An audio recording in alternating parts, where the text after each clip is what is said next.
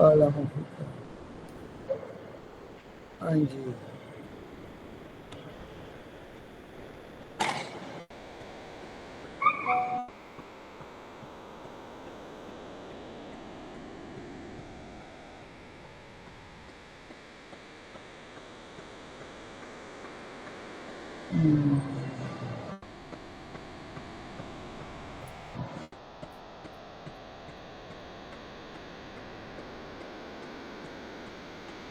Alexander.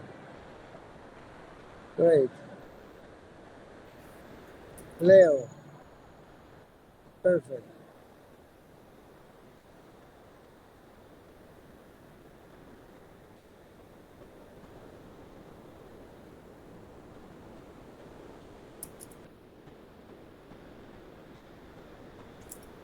Paula.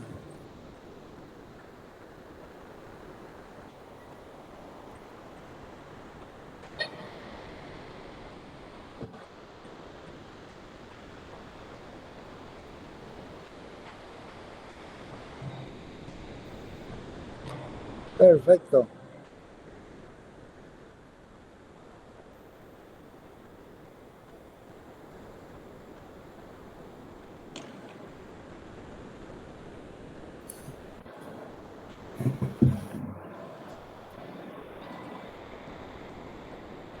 Lidia.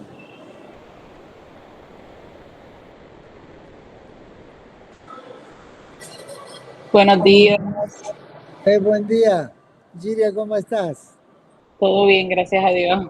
Sí, estamos esperando a Paula que va a ser la primera, ¿sabes? Sí, la llamo ahora, por si acaso. Ya, sí. Ok.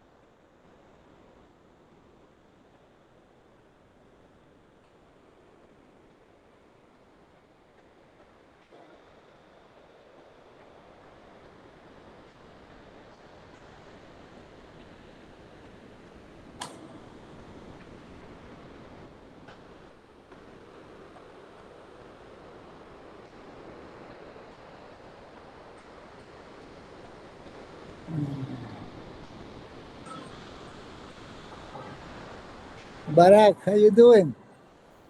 Hi, Dr. Han. Hi. I'm fine. What about Great. you? Hi. Thank you for coming for the No problem. evaluation. Yeah. So you are in the mall. Yes. Yeah, the group is getting bigger.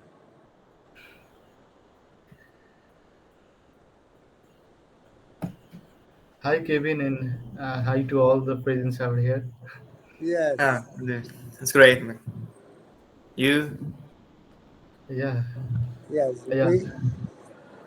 I'm from Nepal. I hope you remember me. I'm chill right Yeah, now. it's pretty far, Nepal, but everything is close with the internet. Yeah. Paula. Paula, how you doing, Paula? Hello, I'm fine, thank you. Perfect. Yeah, we will start with you as soon as we reach 11 o'clock. Okay. Yes, perfect.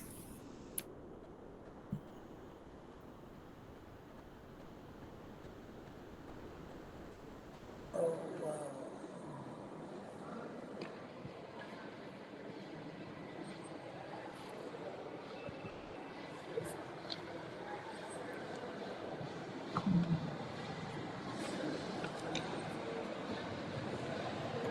Okay.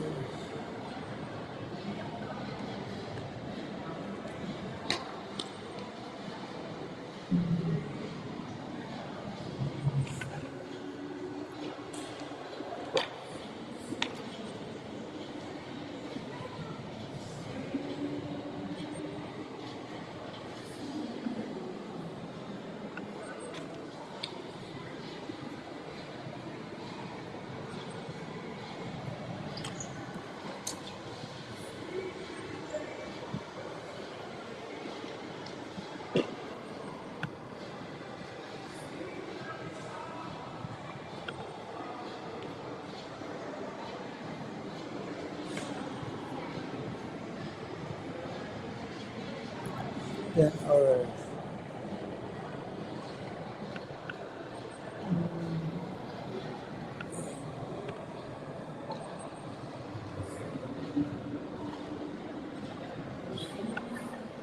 Yes. Kevin, we started, or we wait a few more minutes? Maybe more 5 minutes? Or Yeah, let's a few minutes. yeah. Yeah. So yeah, because we have over 20 people, but 18 students. Yeah. Some mentors, evaluators. Yeah.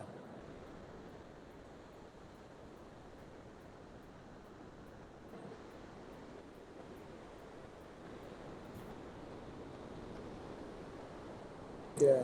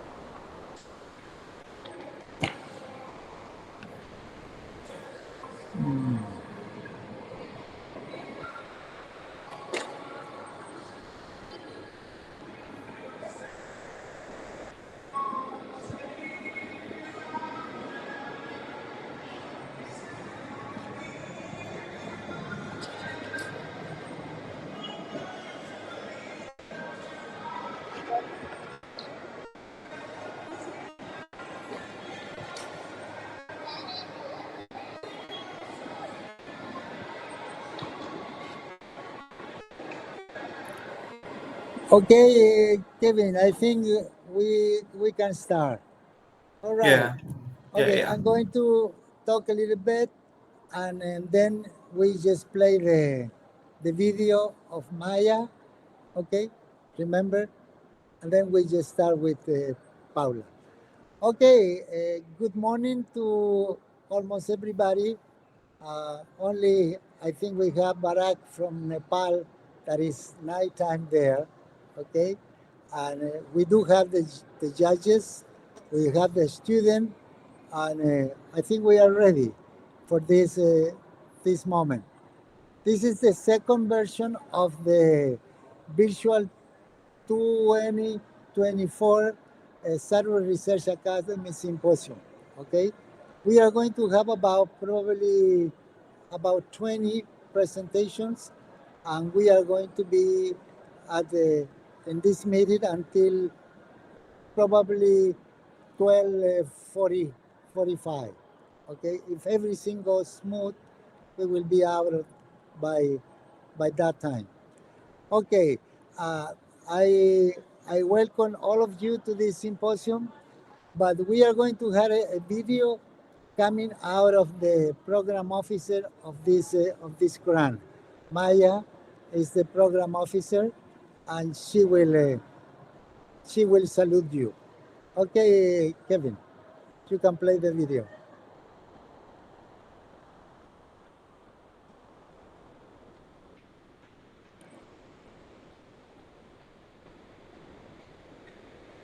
Let me see.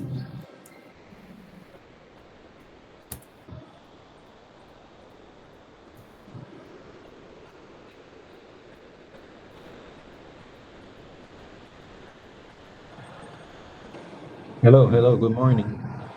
Oh, Diego, thank you, Diego, for coming. Hello, doctor, how are you? Yes, fine. Yeah, we are waiting, Diego, for some words from the program officer of this grant. And Kevin, he's part of the grant, and he is based in Nicaragua, but now he's in Chile, so Santiago. He's trying to organize this one. Perfect. Yes. Let me see, doctor. Wait a minute, please.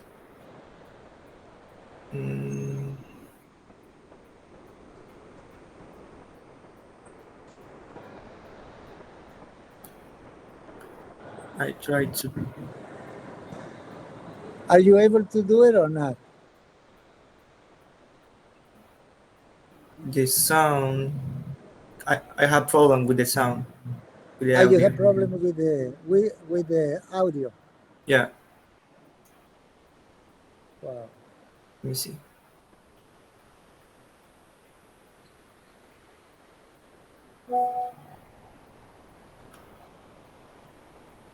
But if you have problem with the audio, it's going to be for all the presentation too, or what? So only for the video. Only for the Only for video. the video. Yeah, Well, yeah. let's move on then. Okay. Let's start with Paula. So give access to Paula Okay. for Perfect. her presentation. Okay. Yeah, Paula will be the first one. Paula, she's from Puerto Rico. I'll share my screen with her poster. Excuse me, Jiria? I'll share her poster. Okay, perfect. Okay. Oh, yeah. Okay. Kevin, can you give us Jiria access just to present the poster? Yeah. I That's think- Jiria Muniz. Okay. Perfect. Paula, you have 3 minutes. Paula. Okay, perfect. Hello, everyone. I'm Paula Rivera, a junior at Academia Maria Reina, and I will be presenting my research poster titled Innovative Solutions for Ocean Acidification Advancing CO2 Capture Techniques. Some of you may be asking, what is ocean acidification and what does CO2 have to do with it? Well, ocean acidification is the decrease in pH levels in the ocean caused by excessive CO2 in the atmosphere mixing with seawater, which harms marine ecosystems. My research explores 4 carbon capture methods to address this issue, which include enhanced weathering, ocean alkalinity enhancement, direct air capture, and carbon capture storage. Enhanced weathering involves spreading finely ground minerals in surfaces, which spreads a chemical reaction between rocks, water, and air to capture CO2. Ocean alkalinity enhancement increases the ocean's capability to absorb CO2 by adding alkaline substances.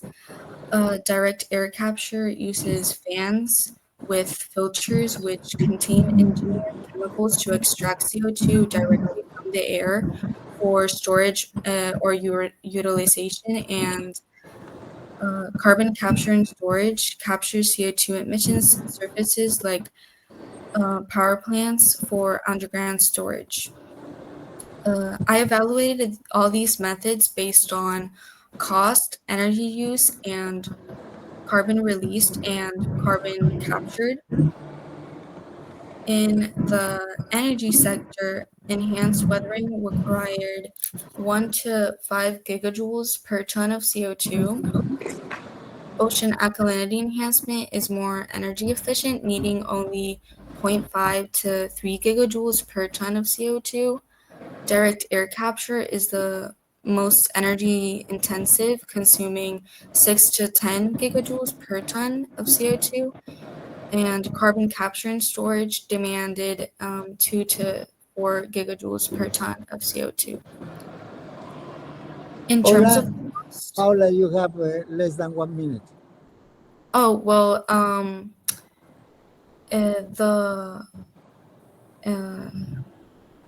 the carbon Go to the conclusions, okay? Okay, so carbon capture and sequestration was the most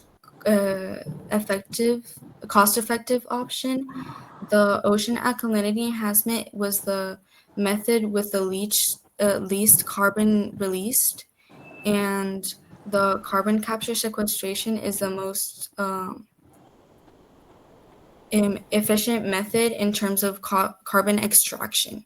So in summary, with cost and carbon extraction and carbon released the carbon and capture storage was the most effective method, showing a well-rounded performance across all evaluated criteria.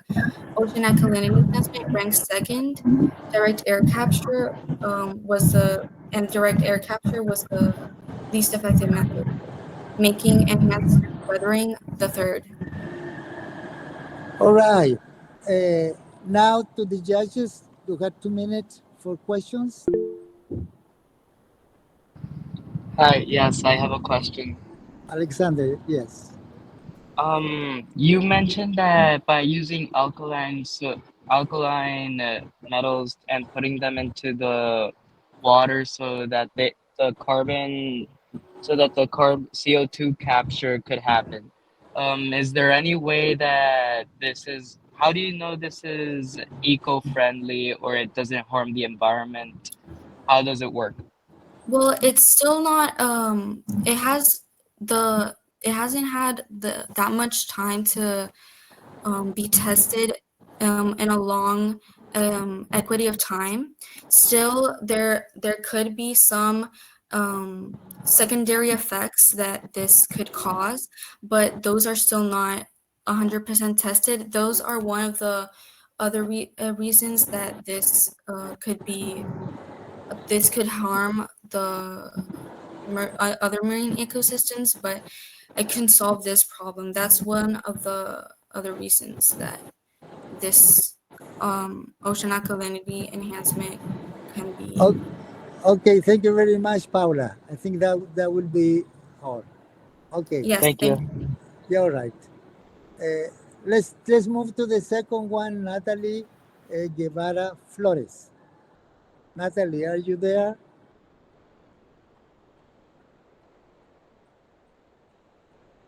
Natalie, Kevin, is Natalie one of your students, right? Yeah. Natalie? Yeah, I'm going to present now. Okay, yes, we are going to take your time. Yes, perfect. You can start, Natalie. You're presenting the division. You need to present can you see the cluster now? Yeah, but not the complete. Well, first of all, Natalie, you have to identify yourself and give about the title of your project, and then move on with the other segments.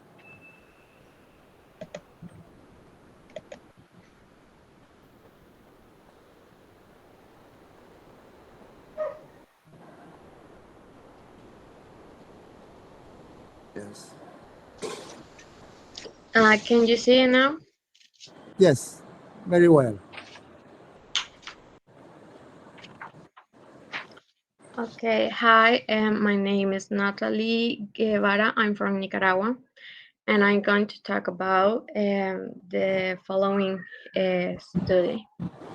So, this study focused on the use of GPT models to diagnose pathological fishes, which is particularly relevant as it can improve access to accurate diagnosis in areas with a shortage of specialists.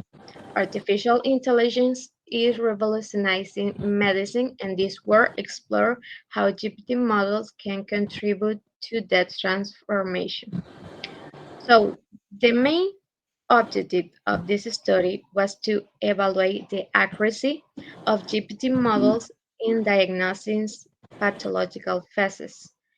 A total of 10 articles and 3 books were reviewed, and the results showed that this model achieved 18% accuracy in the response. Additionally, it emphasized that these tools could democratize access to accurate and timely medical diagnosis.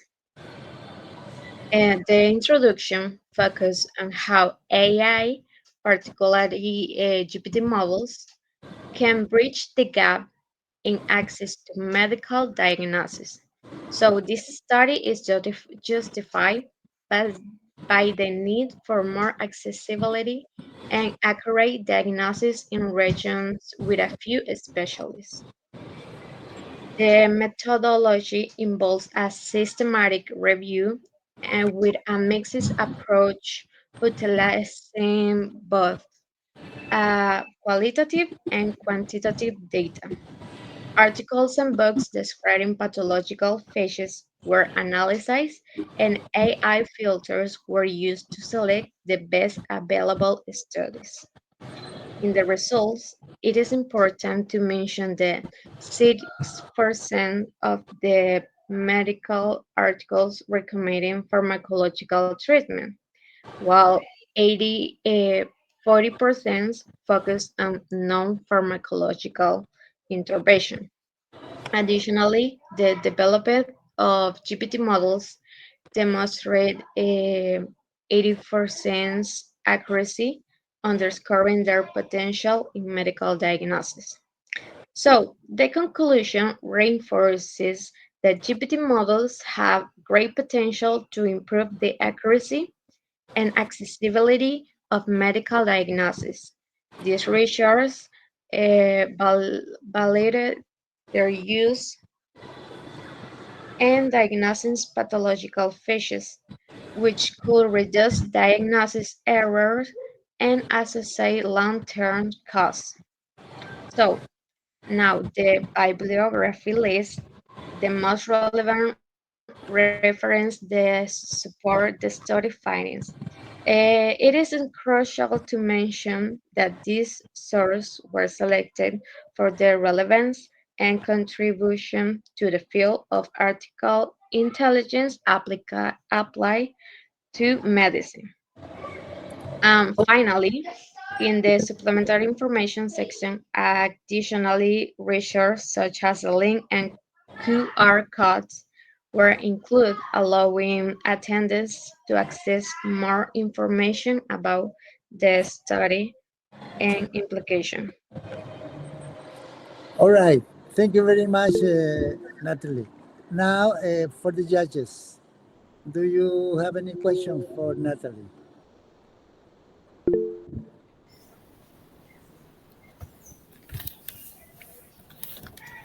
Hi, everyone. I just have one question, Natalie. Excellent presentation.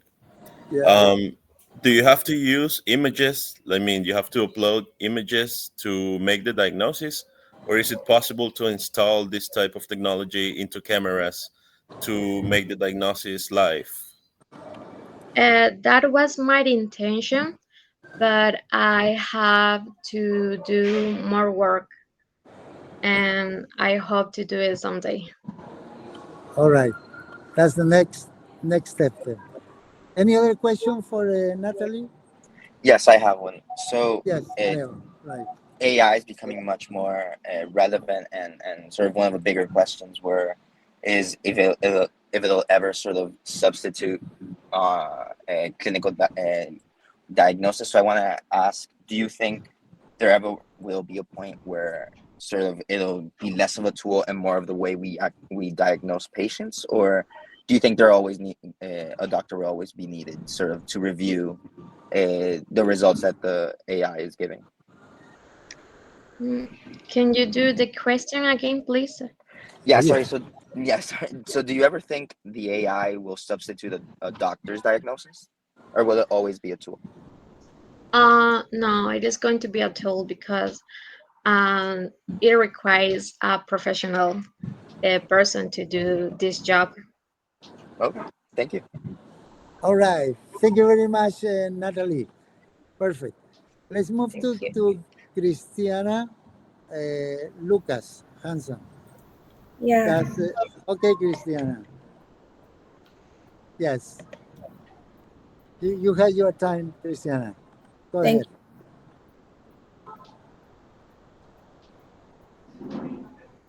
Can you see the screen?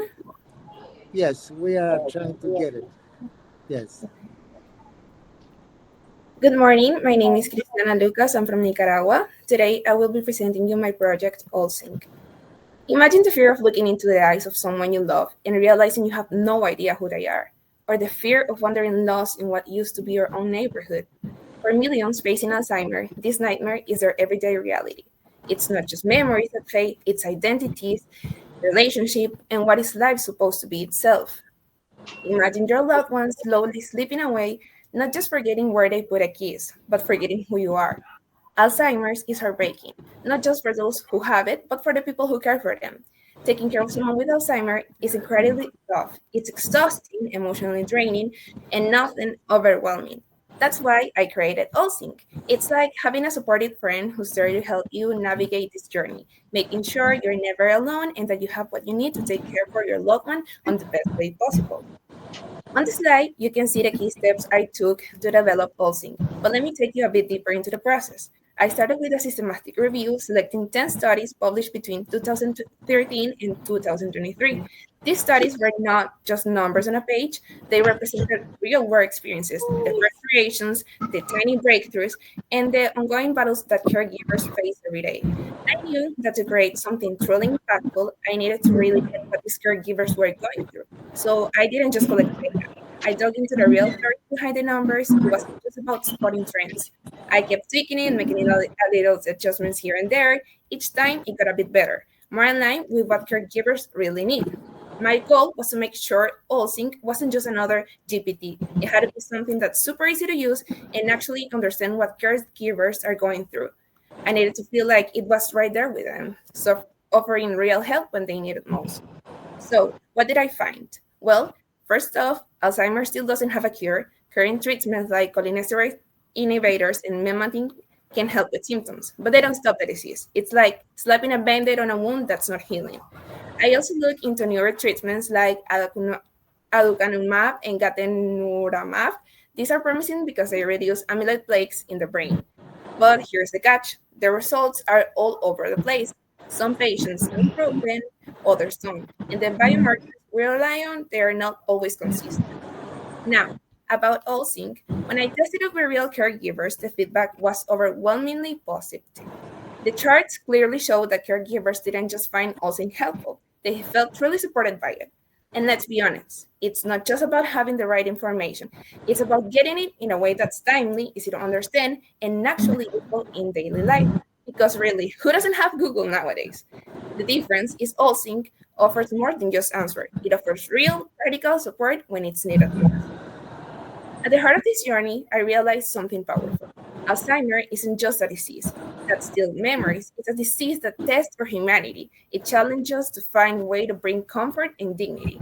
AllSync is more than just a tool. It's a step towards a future where technology doesn't replace human care, but amplifies it. It's a small, yet significant way of saying to every caregiver, you're not alone in this.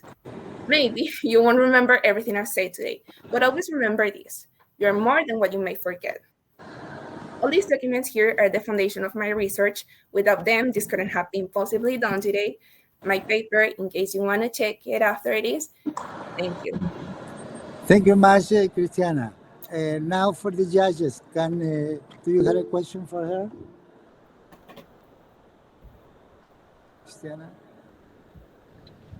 Hi. What inspired you to go towards Alzheimer's specifically?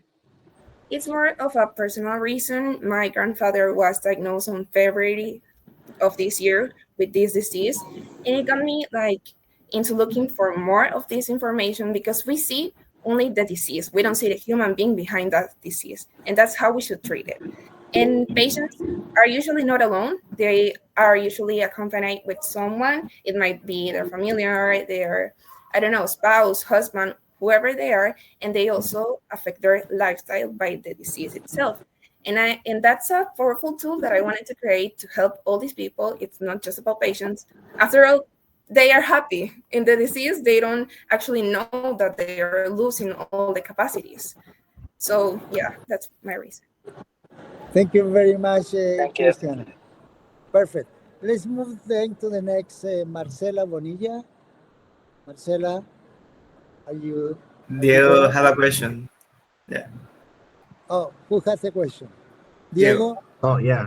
Okay. I have a question about I didn't quite catch the correlation between the different antibodies they're using for the ADDC, Alzheimer's disease, and your implementation of this database that is also helping the ones that care for the patients is because you want to measure the progression of the disease and how you can treat the person during the process, or it's just about getting to know what medicine you're giving to the patient and understanding the effects? All right. This is a platform where I'm trying or aim to help people find information in a way easier way to understand. Not every caregiver has that medical stuff knowledge and they don't get all the meanings of it. So I wanted to create a tool that you can put updated treatments because Alzheimer's doesn't have a cure yet. So it's always bringing up different kind of meds of drugs, and patients and caregivers don't know about them. So this is more a platform to help them understand. Besides that, the scientific part, bringing them updated treatments and drugs that are already on the market, I wanted to give like an emotional side for caregivers. They can put the problems they have. For example, I don't know, my grandfather, for example, he's trying to get to the bathroom alone and he fell or something like that. That's kind of emotional support that the tool can give them. Thank you much, Cristiana.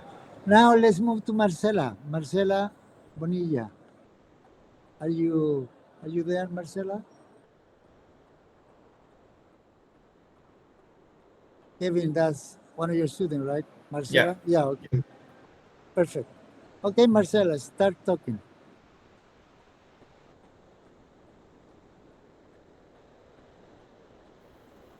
Hi, good morning. Do you listen to me, guys?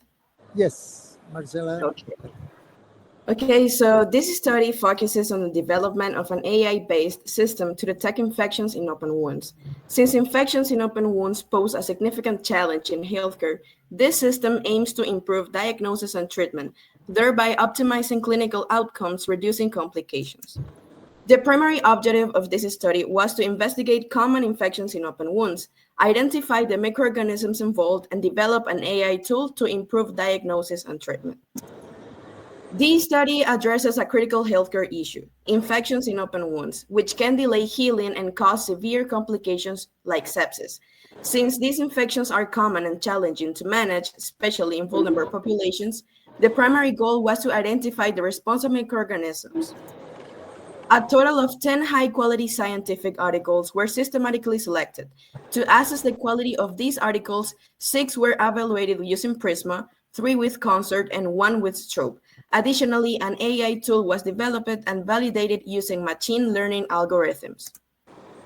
This study identifies Staphylococcus aureus as the most frequent microorganisms in open wound infections, found in the 60% of the reviewed articles, followed by Pseudomonas aeruginosa and Escherichia coli, both with 50%, and also Streptococcus pyogenes with 30%, and both Enterococcus and Klebsiella with a 10%. The findings emphasize the importance of integrating AI into clinical practice, as it can optimize treatment and reduce associated complications. The research provides an innovative solution that can transform infection management, significantly improving patient outcomes. The articles are globally distributed, with 7 from the USA, 2 from the UK, and 1 being an international collaboration involving contributions from the USA, Canada, and Europe.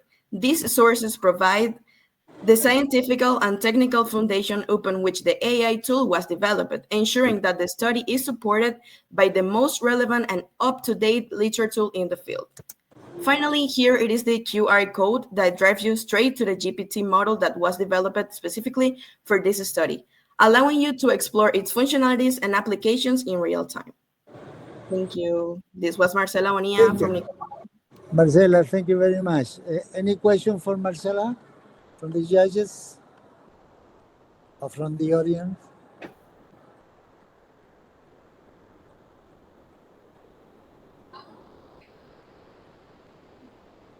No questions? Yes, I have one. How Yes, exactly? Leo. Thank you, Leo. I must have missed it, but how exactly do you evaluate exactly how an infection is in the wound, or how does the system itself evaluate if there's an infection in the wound? Okay, so first of all, you need to describe your wound. Like, is it hot? Is it having some liquid from the wound. If is the liquid green or yellow, you can describe your wound. So the GPT will ask you another question, so it can drive you to a specific care to it, or maybe which microorganism is affecting your wound. You can also, we're working on that. You must be able to upload a picture of your wound, and automatically the GPT will tell you if that wound is infected or which microorganism is affecting it. Thank you. Okay, thank you very much, Marcela. Thank All you, right, guys. let's move to the next one. Is Maria Fargas. Maria, are you there? Yes, I'm here. Perfect. Thank you much, Maria. Present your work, Maria. Okay, just a moment, please.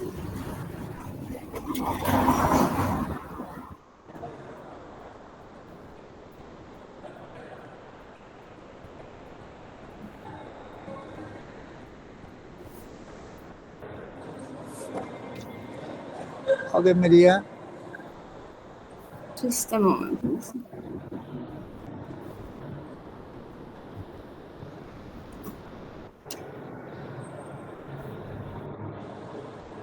Perfect. You're coming out.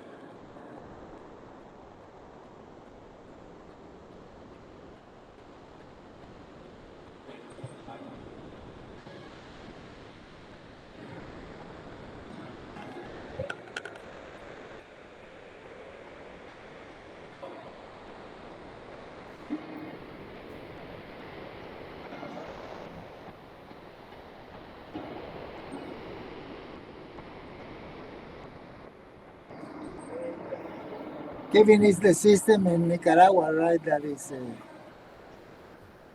giving us You ready? problems. Yes. Are you ready? Yes, I'm so sorry. I'm sorry. I'm having some issues.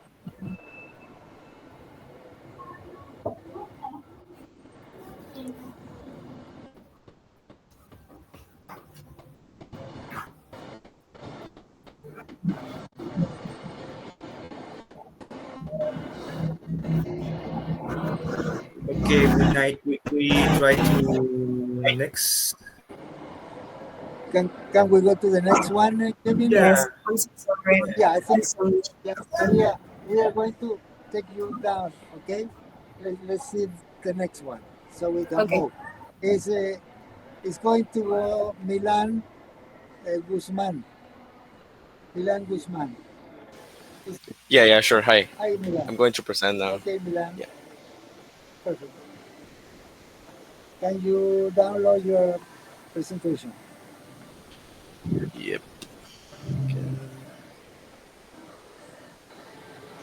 Can you see it? Not yet. Now we are trying to. Yes, now we see it. Now? Okay. So my name is Milan Guzman. I'm from Managua, Nicaragua, and my project is about intelligent assistant for self-care in chronic diseases. This project explores the potential of intelligent assistants powered by AI to support patients with chronic diseases in their daily self-care and improve their overall quality of life. I investigated the impact of artificial intelligence on the management of the chronic diseases. The results shows that AI-driven self-care systems can significantly improve the accuracy of diagnosis and patient monitoring. Managing chronic diseases such as diabetes, heart diseases, and cancer requires continuous monitoring and lifestyle changes. Intelligent assistants can help patients adhere to their treatment by providing medication reminders and suggestions for symptom management. This technology is crucial for reducing the burden on health systems and enhancing patient outcomes. I conducted a systematic review of articles published between 2013 and 2023 using databases like PubMed and Web of Science. I focus on studies evaluating AI applications in healthcare following guidelines such as PRISMA and CONSORT. Additionally, I developed a GPT model which was tested in 10 trials to ensure its accuracy. AI applied to the management of chronic diseases significantly improved the accuracy patient monitoring.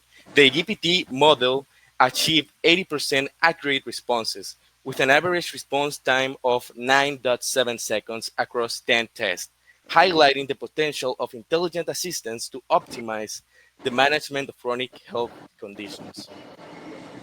My research demonstrated that AI-powered intelligent assistants have great potential to improve the lives of chronic patients and optimize the management of the treatments. These tools not only support patients, but also help their family members manage the treatment of their loved ones more effectively. I consulted key studies examining the use of AI in medicine, particularly its impact on chronic diseases management and clinical AI application. These studies provided a solid foundation for developing and evaluating a LGBT model.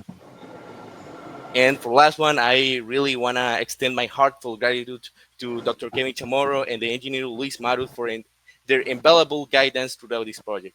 And I want to thank you, the Universidad Católica Redemptoris Mother, right, and the Scientific Caribbean Foundation for providing me with this opportunity to undertake this research. Here is the QR code, so you can get straight to the GPT and try it. Thank you so much. Thank you much, Milan. Now, question for Milan's Yeah, I have a question. presentation. So there's a lot Yeah, of okay, AI Parag. in medical, so a lot of presentations are about it, and probably that's the future of medical. Like AI will assist us to review the symptoms and give the solutions. So when you are telling you are testing the efficiency of a model. So the correct answer, are they being reviewed by your doctors, or you are just consulting with the literature review and the results it provides whenever you are trying to give a problem? I don't really quite understand the question. Can you repeat it, Okay, please? okay, yeah, I can elaborate. Okay, so you said there you did a 10 test, and from the 10 sets the efficiency was 80%. So you Yeah. got that results based on the right or wrong. That's verified by the literature review. But have you ever recommended or showed it to a physician? We can just cross check the AI in the literature review as well. Okay, Have you so done that? yeah, thank you so much, Barrett. So what happened here is that we tested like 10 times, right? So we were doing like if the GPT answered like too much or it goes from another topic, right? That would be Yeah. an inaccurate response. Okay. So it always the GPT always gave some responses very how can I say this, very accurate. Yeah. So that was the thing. Yeah. I Okay. don't know if that. Yeah. Okay. Thank you. Okay, all right. Thank you much, Milan, for your presentation, Thank you. your question. Okay, let's move to Sofia Palma. Is our next presenter. Sofia, are you there? Okay, I'm going to present. Yeah, Sofia. Okay, let's go, Sofia. Good. Can you see the presentation? Yes. Okay. Well, my topic was facial vital signs recognition using artificial intelligence algorithms, and this is the poster that I created. The research aims to create an artificial intelligence system that can analyze vital signs from facial images. The advance is crucial to overcoming limitations in access to medical care, especially in remote and research-limited areas. The study will conduct an experimental trial to evaluate how AI can recognize vital signs from a facial image. The review will include 10 relevant scientific articles selected through an extensive search of database as PubMed and Google Scholar. The results were that there were 24 medical articles and one book that were reviewed, with 10 meeting the necessary methodological criteria. The evaluation was performed using Stroke, Prisma, and Trend scales. Stroke score an average 17 points for 6 observational studies. Prisma scored an average of 21 points for systematical reviews, and Trend was used only in one quasi-experimental study, which got 17 points. Uh, I also used the grayscale to classify the study, and there were 7 articles that classified as high reliability and 3 that were classified as moderate reliability. There were 20 tests that were done for uh, understand how the AI answered to the user. There were 5 tests that were easy, 5 were moderate, and 5 were difficult, and 5 were advanced. The AI answered all correctly the easy and medium questions, and there but there was a problem with the difficult and advanced because it only answered 3 out of 5 in the difficult level and 4 out of 5 in the advanced level. There were the issues that the AI was presenting, that it was giving inaccurate or incomplete responses. It tend to use general terms, or it didn't answer the question at all. The accuracy of the AI was 85%. In conclusion, I have that the creation of the artificial intelligence system to provide approximate readings of vital signs monitoring facial images represents a significant advance in the field of health monitoring. The model not only optimizes current measurement strategies, but also offers an innovative tool that can be especially valuable in context optimistic resources. Here are the references that I used, the 3 more important. The biography included scientific articles from various countries such as the USA, Germany, Colombia, Switzerland, India, and Spain. And here is the QR code so if you want to try the AI. Oh, perfect, Sophia. Now, any question from the judges for Sophia?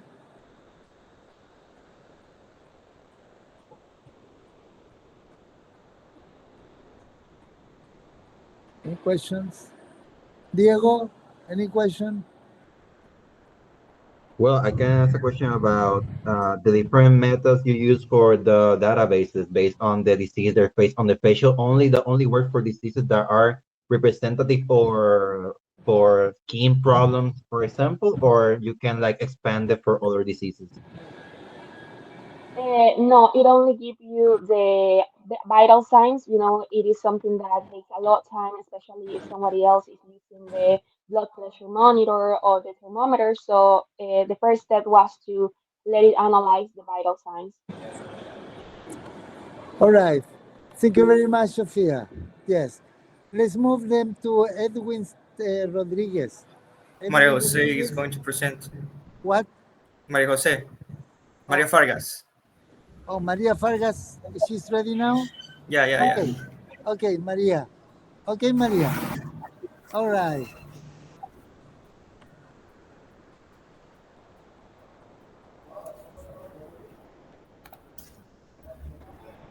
Okay. All right, Maria, let's present your poster. Okay, so I'm from Nicaragua. My name is Maria Jose Vargas, and today I'll be discussing my innovative approach to diagnosing skin cancer using advanced AI techniques. This study focuses on how AI is specifically leveraging the capabilities of We don't see the ChatGPT-4. presentation, Maria Jose. Maria, yeah, you had to display the poster, Maria. I keep getting this message on the screen that there's been a mistake with it. Oh, you still have a. Do you have a copy of the presentation, Kevin? That maybe you can. Okay, not right now. Maria Jose, can you send me the presentation? I think I have the presentation. I can share it. Yeah. You had the Okay. presentation? Yeah, Okay. I have the presentation. Okay, let's see if Isbara can do that, because if it's a poster, yeah, You can share the poster, Parag. Okay.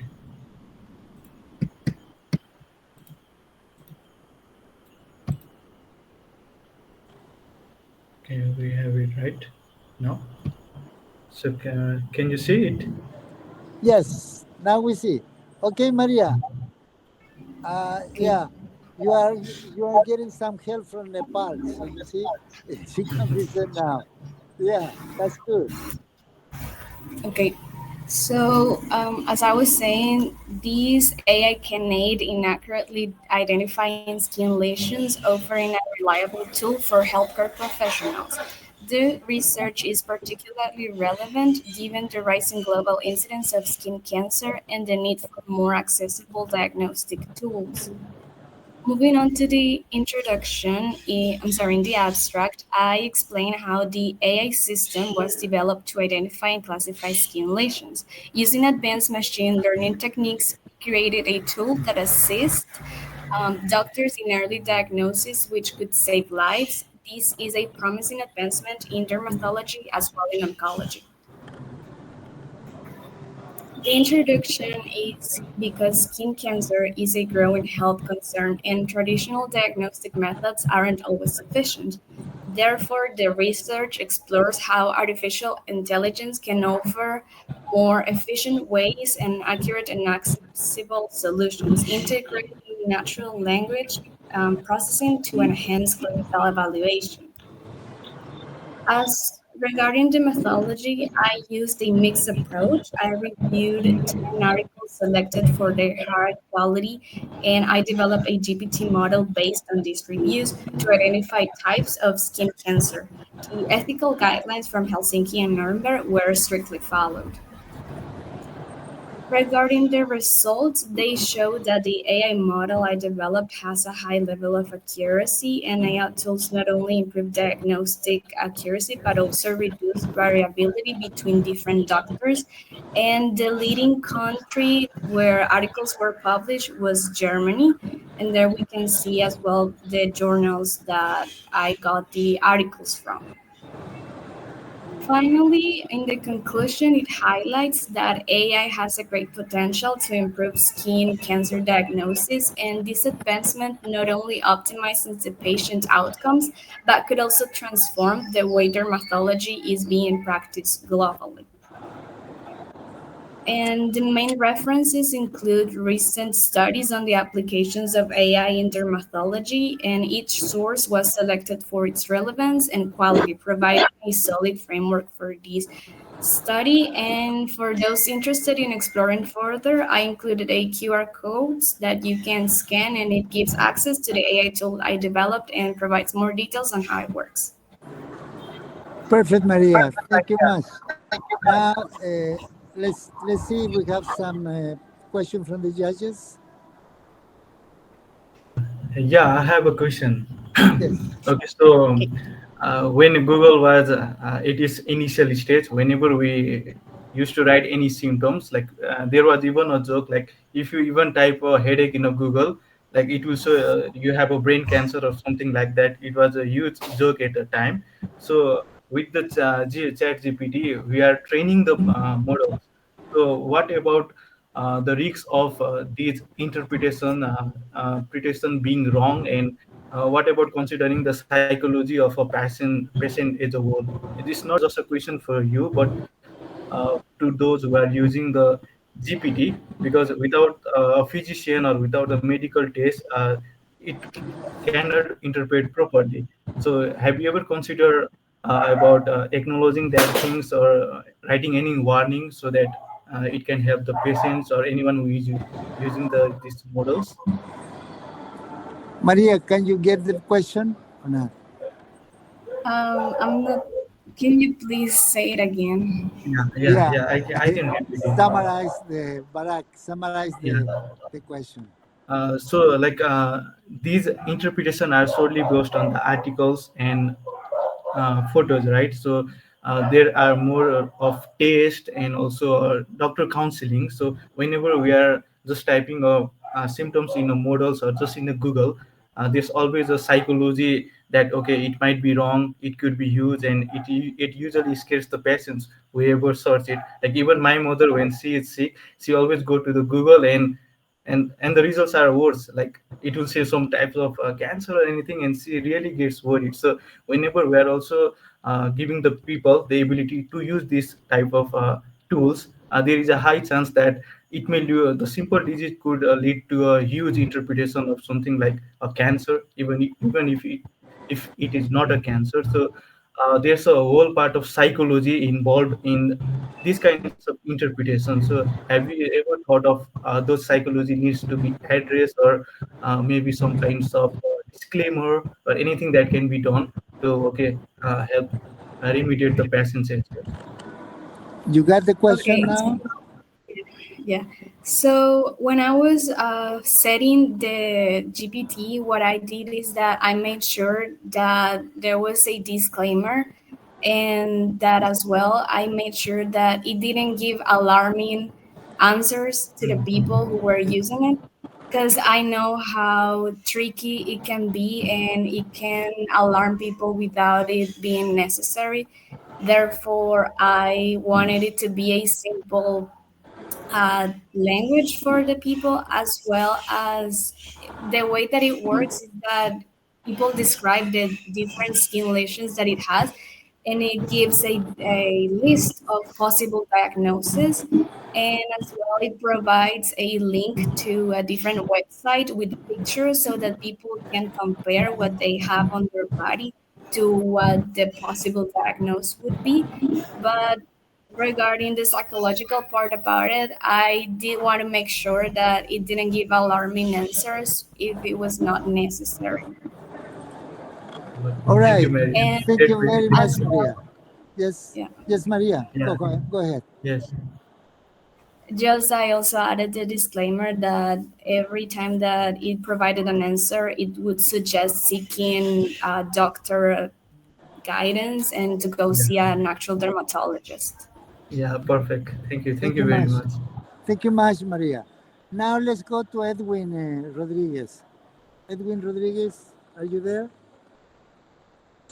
Hi, he's not able to make it to the call because he was recently selected for a scholarship in the EWC school in Okay. Costa Rica. So he's in Oh. introduction activities and that. Okay, we are going to have an additional session, so we are going to include him there. Okay, perfect. Angie, I'll let I him think, know. Angie, you are the next.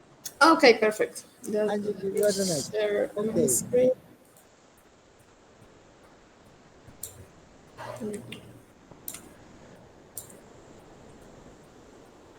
Do you see my presentation? Angie, yes. What do you say, Angie? Do you see my presentation? Yes, we are seeing your presentation, so you can start. Okay, just let me.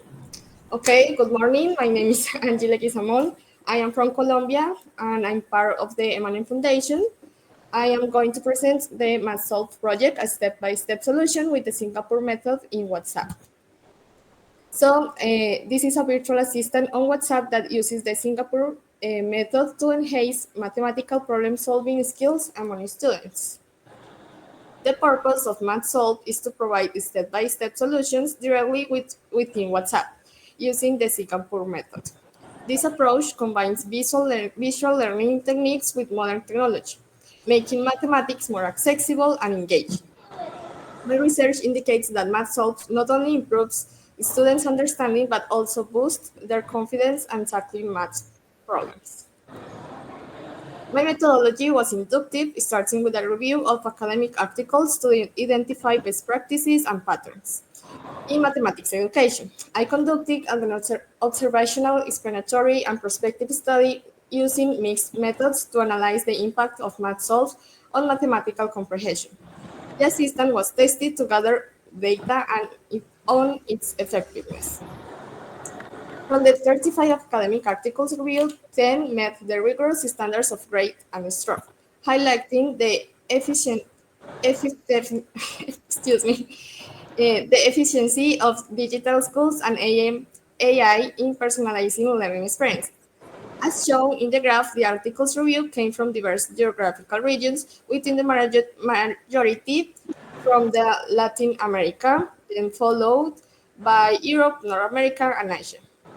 The graph also illustrates the time required to solve problems on varying difficulty.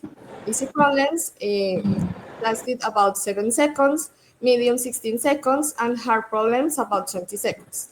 This data underscores the efficiency in MathSolve in providing timely and accurate solutions.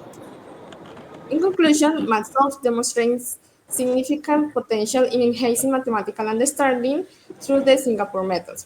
While limitations were encountered with the Bootstrap platform for more complex operations, the overall impact was positive. Moving forward, it is crucial to continue developing such digital tools, train educators, improvise modeling, and conduct longitudinal studies to evaluate the system's effectiveness across diverse contexts. I would like to acknowledge some of the studies that informed this research, such as those by Garu on the application in the Singapore method in primary arithmetic operations, and the Otálora Oviedo's work on logical mathematical thinking. These resources were instrumental in shaping MathSolve into a tool that can make a real difference in mathematics education. Thank you for your attention. This is the QR code if you want to test MathSolve chat. Okay, thank you very much, Angie.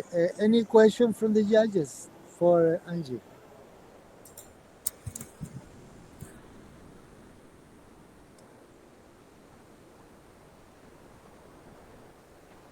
I do have one, yes. Oh, sorry. Okay, Leo, go ahead, Yes. Leo. Yes. So, is there a particular age group that this might benefit more, or will it generally benefit all individuals as well? Yeah, I think everyone can benefit from it, and it's aimed for children between like 4 years old to maybe 11 years old.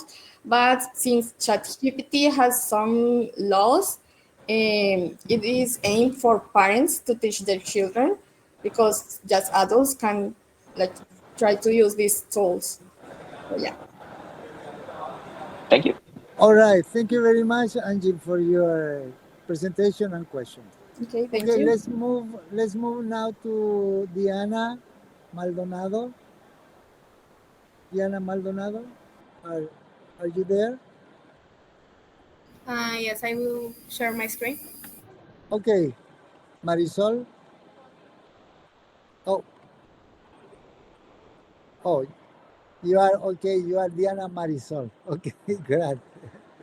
Okay, Diana Marisol. Let's go on. Okay.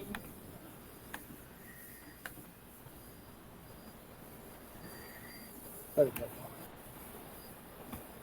Yes, go ahead. Okay, so my name is Marisol, and I will present my project. It's called Skincare Chat, intelligent tool for the diagnosis and treatment of dermatological disease with AI. This study focuses on the creation of a chatbot called Skincare Chat, designed to diagnose and recommend treatment for skin diseases using AI. It is relevant because it addresses the growing need for digital tools in dermatology, especially in areas with limited access to specialized services.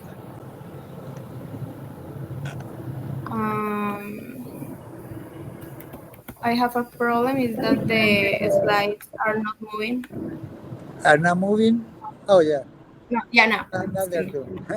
It's just it's a matter of transmission. Okay. A chatbot was developed that uses natural language processing and AI to provide accurate information about skin diseases. The objectives including creating an accessible tool and its training to respond to specific questions. The results showed that the chatbot is effective as well as well received by users, highlighting its potential digital health. This project responds to the need for digital tools to facilitate independent dermatological health management. With the increased use of telemedicine, especially in dermatology, the objective was to fill this gap by developing a virtual assistant that could provide real-time assistance in the care. A systematic review with a mixed approach was used to develop this chatbot on WhatsApp. The selection of articles was performed using tools such as ChatGPT, Elicit, and Google Scholar, ensuring the inclusion of high-quality studies. And the approach focused on qualitative analysis to design a chatbot that would effectively respond to dermatological needs. The poster graphics illustrate the following key aspects of the research. A total of 15 articles were reviewed, of which 10 were considered useful for the development of the study. The efficacy of AI in the detection and classification of acne and the importance of unifying clinical criteria in the management of acne are highlighted. AI proved to be a valuable tool for accessible and remote diagnosis. All right. The study confirmed the efficacy of specific treatments for acne and rosacea, and it highlighted the role of AI in their diagnosis. Although the results were positive, it is important to continue research in areas such as the economic impact and the integration of AI in real clinical settings. All right. Yes, go ahead. Okay. The references include key articles on the treatment of acne and the development of technical tools for its management. And finally, in the complementary information, I put a QR code so you can go to my chatbot. Thank you. Thank you very much. Thank you very much, Marisol.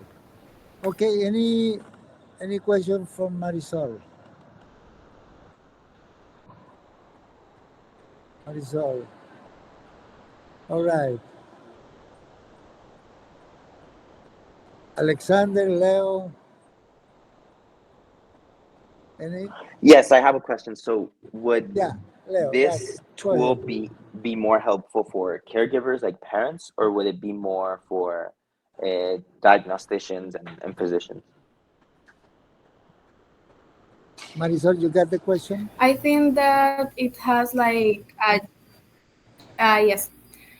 I think that it's for everyone because I made the chatbot to be very kind and respond to all kind of people. So I think that it works for everyone, not for a specific area. All right, Marisol, thank you very much. Let's move to the next presenter is Jorelis Amador. Jorelis Amador or Jorelis Italiano? I will share my screen. Jorelis Amador. Excellent, Jorelis. Try to download your presentation.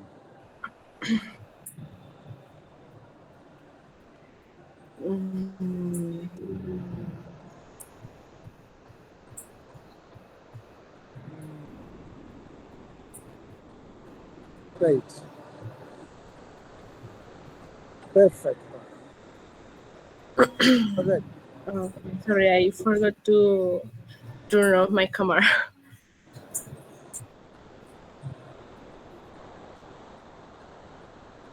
Yeah, you can, generally you can start talking now. Wow.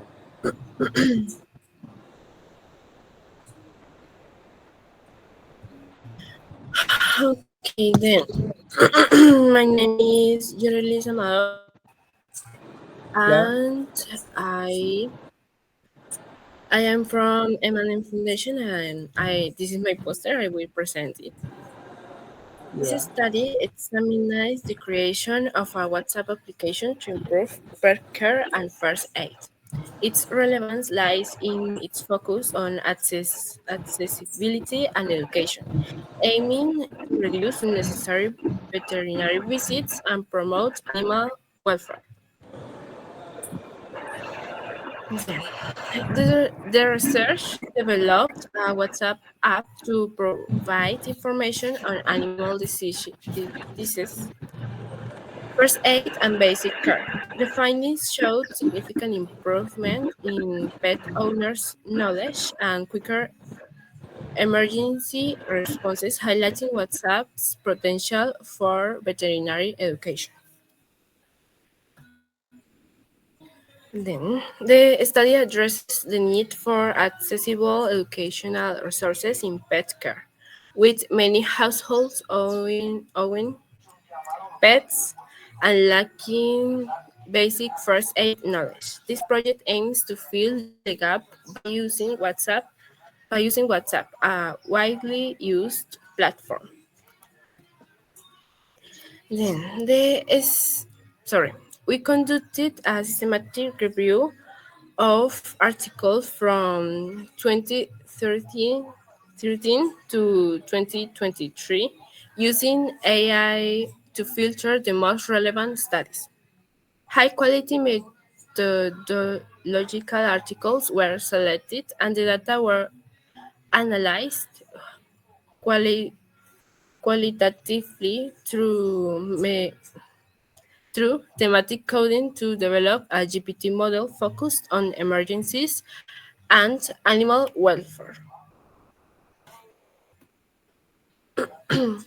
We reviewed 24 articles, selecting 10 of high quality. The findings show significant adaptation of recommendation in veterinary practice and a positive impact of AI on diagnostics and efficiency. The geographical distribution of studies reflected variations in the adaptation of practices by region. Then here are the checklists that I used.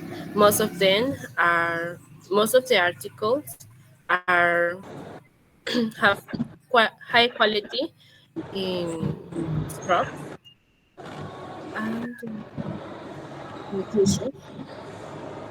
The study emphasized the effectiveness of clinical recommendations and the application of new technologies in veterinary practice. It suggests expanding the study sample and analyzing barriers to the adaptation of AI and predictive models in different regions to optimize the implementation of clinical guidelines. And bibliography reference were selected based on their relevance and methodological quality. They include key studies that support the use of technology and predictive models in improving veterinary care. And in the supplementary information, I put where you want to see my work. And Okay, thank you much, Yoralis. Now, any question for Yoralis? Yes. Alexander. How Yes. since this one is more centered around animals and it's harder to gain an understanding how an animal is feeling, how does it study animal behavior? Does it do that? Does it see how the animal behaves? Do you send in photos of how the animal acts or videos? Did you get the question, Yoralis? I think so.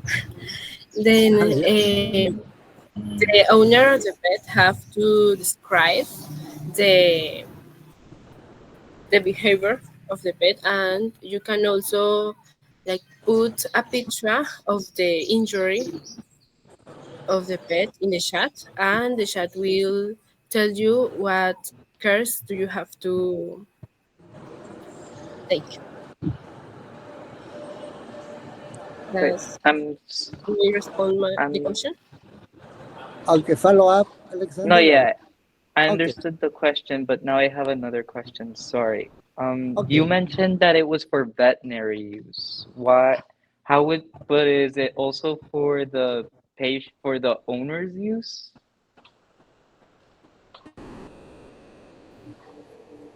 Yeah, this AI is for owners since it is difficult to go to a veterinary because I don't know, they have problems with the transport or it is far away from their town. So it is mostly for owners of the pets. Okay, got it. Thank you. Okay, take care, Okay, thank you. journalist. Take care. Good. Okay, let's move now to Nadia Siashoke. Siashoke. Nadia, are you there, Nadia? Hi. Yes, Nadia. Mm, Siashoke. Excellent. wait. Can you display your poster? Yes, I'll wait. Perfect.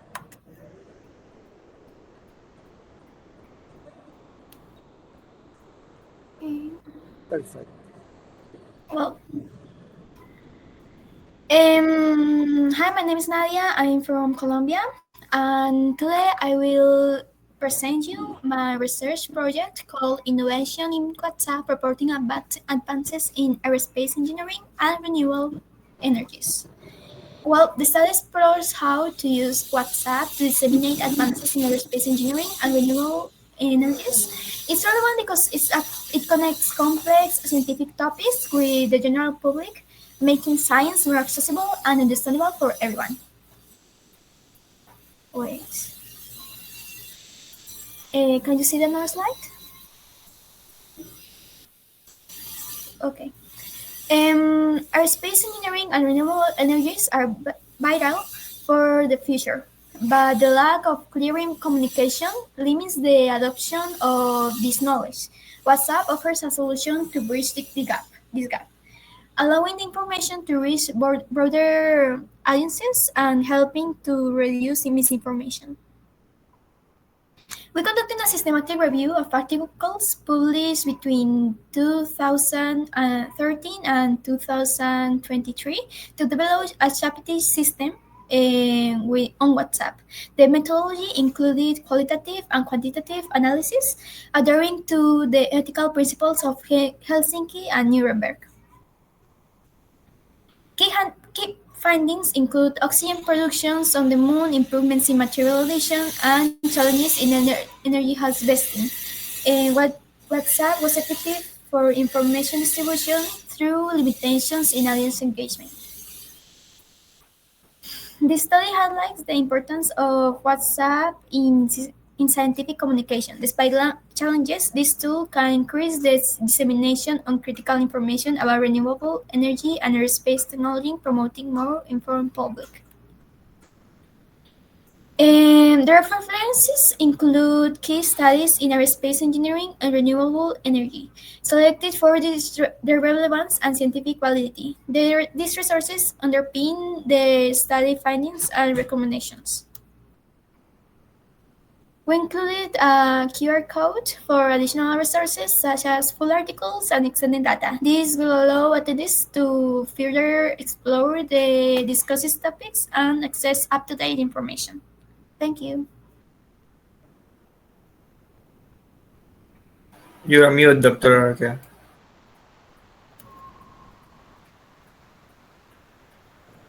Any question for Nadia from the judges or the audience?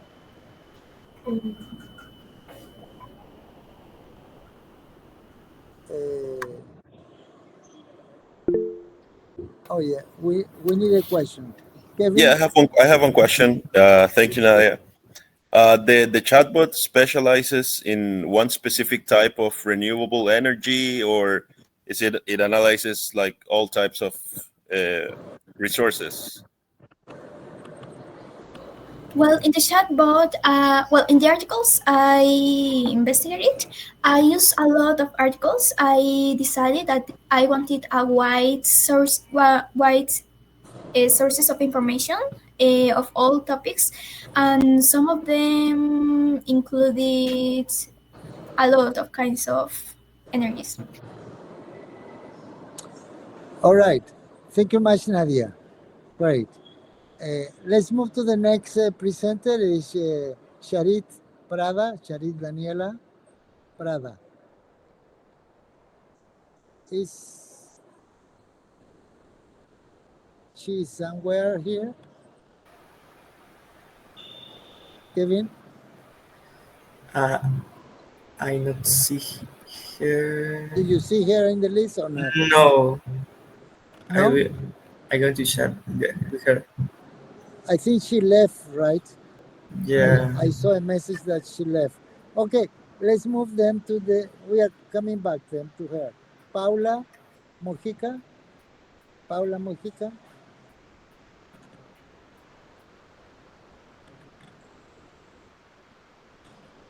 Paula. Also, she left, I think. No, Paula is here. She's somewhere. Paula? Paula. Hello. Yeah, Paula is there. Yeah. Paula. Okay, go ahead, Paula. Please download your presentation.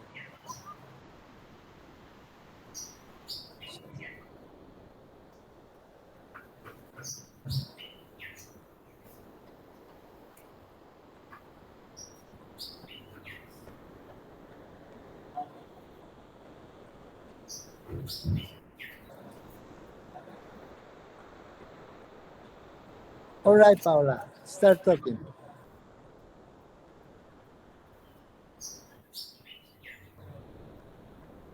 Paula.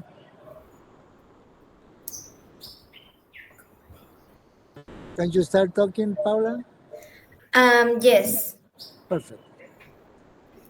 Hello, my name is Paula, and my project is called MathQuest Interactive Mathematics Learning on WhatsApp.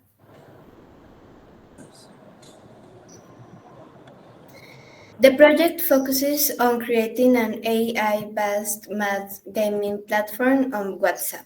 The platform personalizes math problems according to user performance and integrates gamification to boost engagement. A pilot study indicates significant improvements in students' math skills and motivation, demonstrating the platform's effectiveness in educational settings. This research underscores the importance of educational video games, particularly in areas where traditional education faces challenges. The study explores the impact of AI-powered math games on WhatsApp, targeting communities with limited access to educational resources, and aims to enhance mathematical skills. An exploratory and analytical study with qualitative approach. Data was collected from academic databases using AI tools like ChatGPT and Elicit. The content was analyzed using Atlas T for thematic coding, ensuring a deep understanding of AI applications. A total of 10 articles were reviewed, resulting in the development of a ChatGPT model. The model's responses were 80% accurate, with significant improvement after adjustments. The study highlights the platform's potential to improve math education through personalized challenges and immediate feedback. The AI-driven math gaming platform on WhatsApp significantly improved students' motivation, interaction, and academic performance. The study confirms the platform's effectiveness and suggests its potential for broader educational applications in various contexts. The references are listed concisely, focusing on key sources that inform the study. The references include studies from countries such as Colombia, Peru, and others, highlighting a diverse range of educational contexts.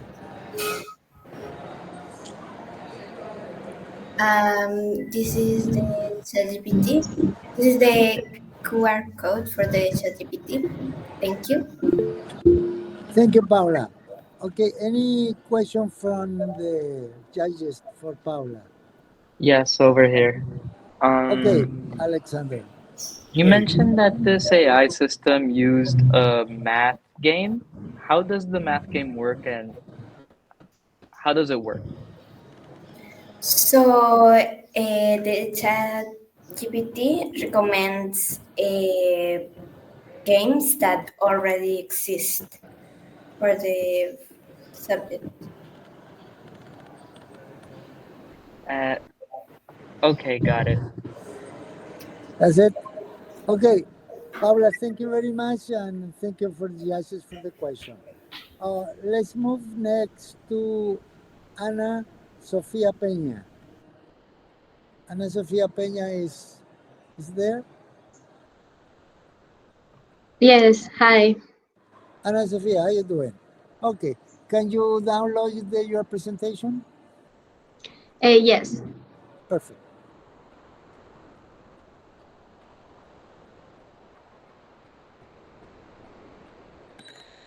Okay.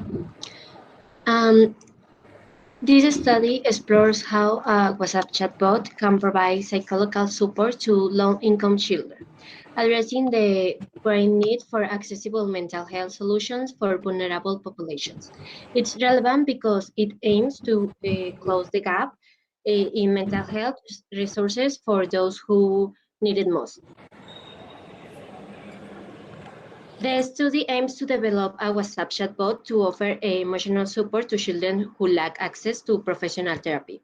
Using mixed methods, the effectiveness of this tool in providing child well-being was evaluated. The results show improvements in depressive symptoms and emotional well-being, highlighting the positive impact of this technology. The study focuses on the increasing concern over children's mental health, especially among low-income children who lack access to psychological support. The research proposes a WhatsApp chatbot as a solution to provide daily emotional support, helping to mitigate issues such as depression and bullying. The methodological approach combines a system review of the literature with qualitative analysis using in vivo. Relevant articles were selected using AI filters to ensure data quality. The study adheres to rigorous ethical principles, adapting AI to offer appropriate psychological support. The chatbot was effective in providing emotional support to vulnerable children. The findings emphasize the importance of social and family support in children's mental health, suggesting the need for the further research to optimize this technology in clinical practice. References were carefully selected to support the study, including Kate Research in children's mental health and applied technology. These sources provide a solid framework for understanding and developing effective interventions. The study found that the WhatsApp chatbot helped reduce depressive symptoms and improve the emotional well-being of children. However, there was a lack of data on the economic impact. The tool shows promise, but further research needed to evaluate its effectiveness in real clinical settings. Additional resources such as QR codes are included to link to detailed information and useful tools for attendees. All right. Thank you very much, Ana Sofia. That's Okay, for the judges, do you have any question for Ana Sofia? Questions? I do have one. So Okay, Leo. Go ahead, Leo. is the purpose of the AI to fill in the role of a sort of therapist or psychiatrist, or is it to sort of give information about ways to get receive help? Sorry, can you repeat, please? So is the AI sort of, does it fill in the role of a therapist, or does it provide information to get help? The AI is not a therapist because it's not like professional, but it can give like some tips or things to the children to do when they have problem and they don't have nobody to go and talk and that kind of things. All right. Thank you. Thank you very Okay. much, Leo. Thank you very much, Ana Sofia. All right, let's move next to the next one. Is Sally Rodriguez. Sally, are you there, Sally? Sí, permítame. Okay, perfect. Perfect, Sally.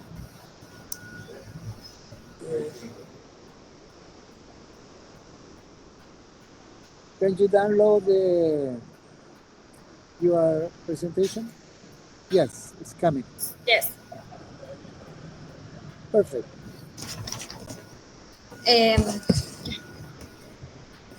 Hello, everyone. Thank you for giving me the opportunity to present my project. My name is Sally Olivia Rodriguez Vasquez, and today I want to talk to you about the impact of shopping robots in commerce and retail marketing strategies. My research focuses on understanding how shopping robots create are automated programs that help with only shopping are chasing the e-commerce landscape. Distributions which emerged in the 1990s.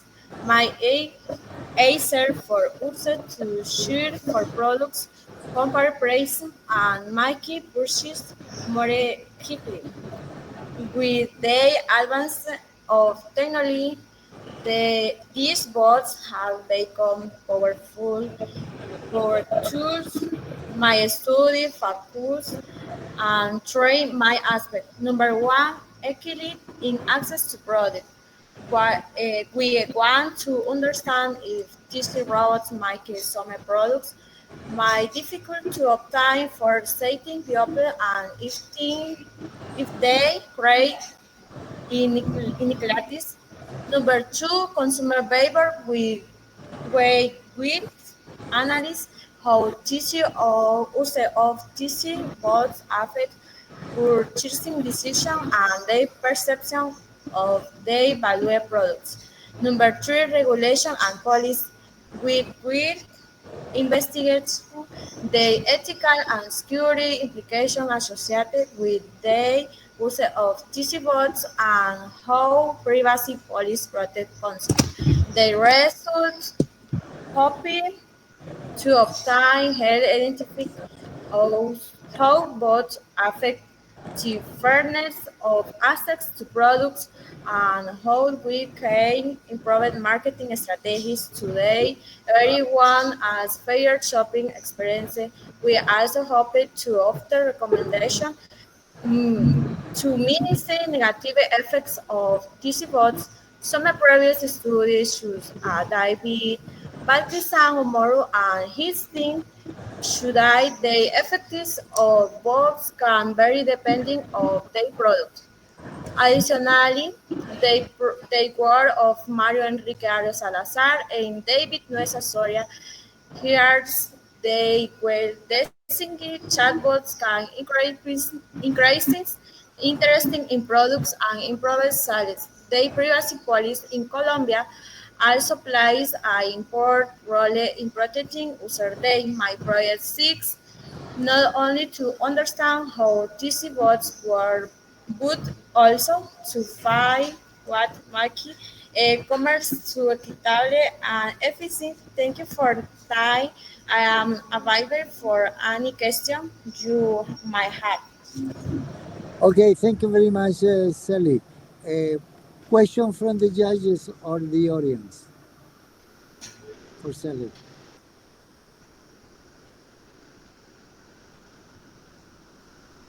Question, Barak, do you have any question?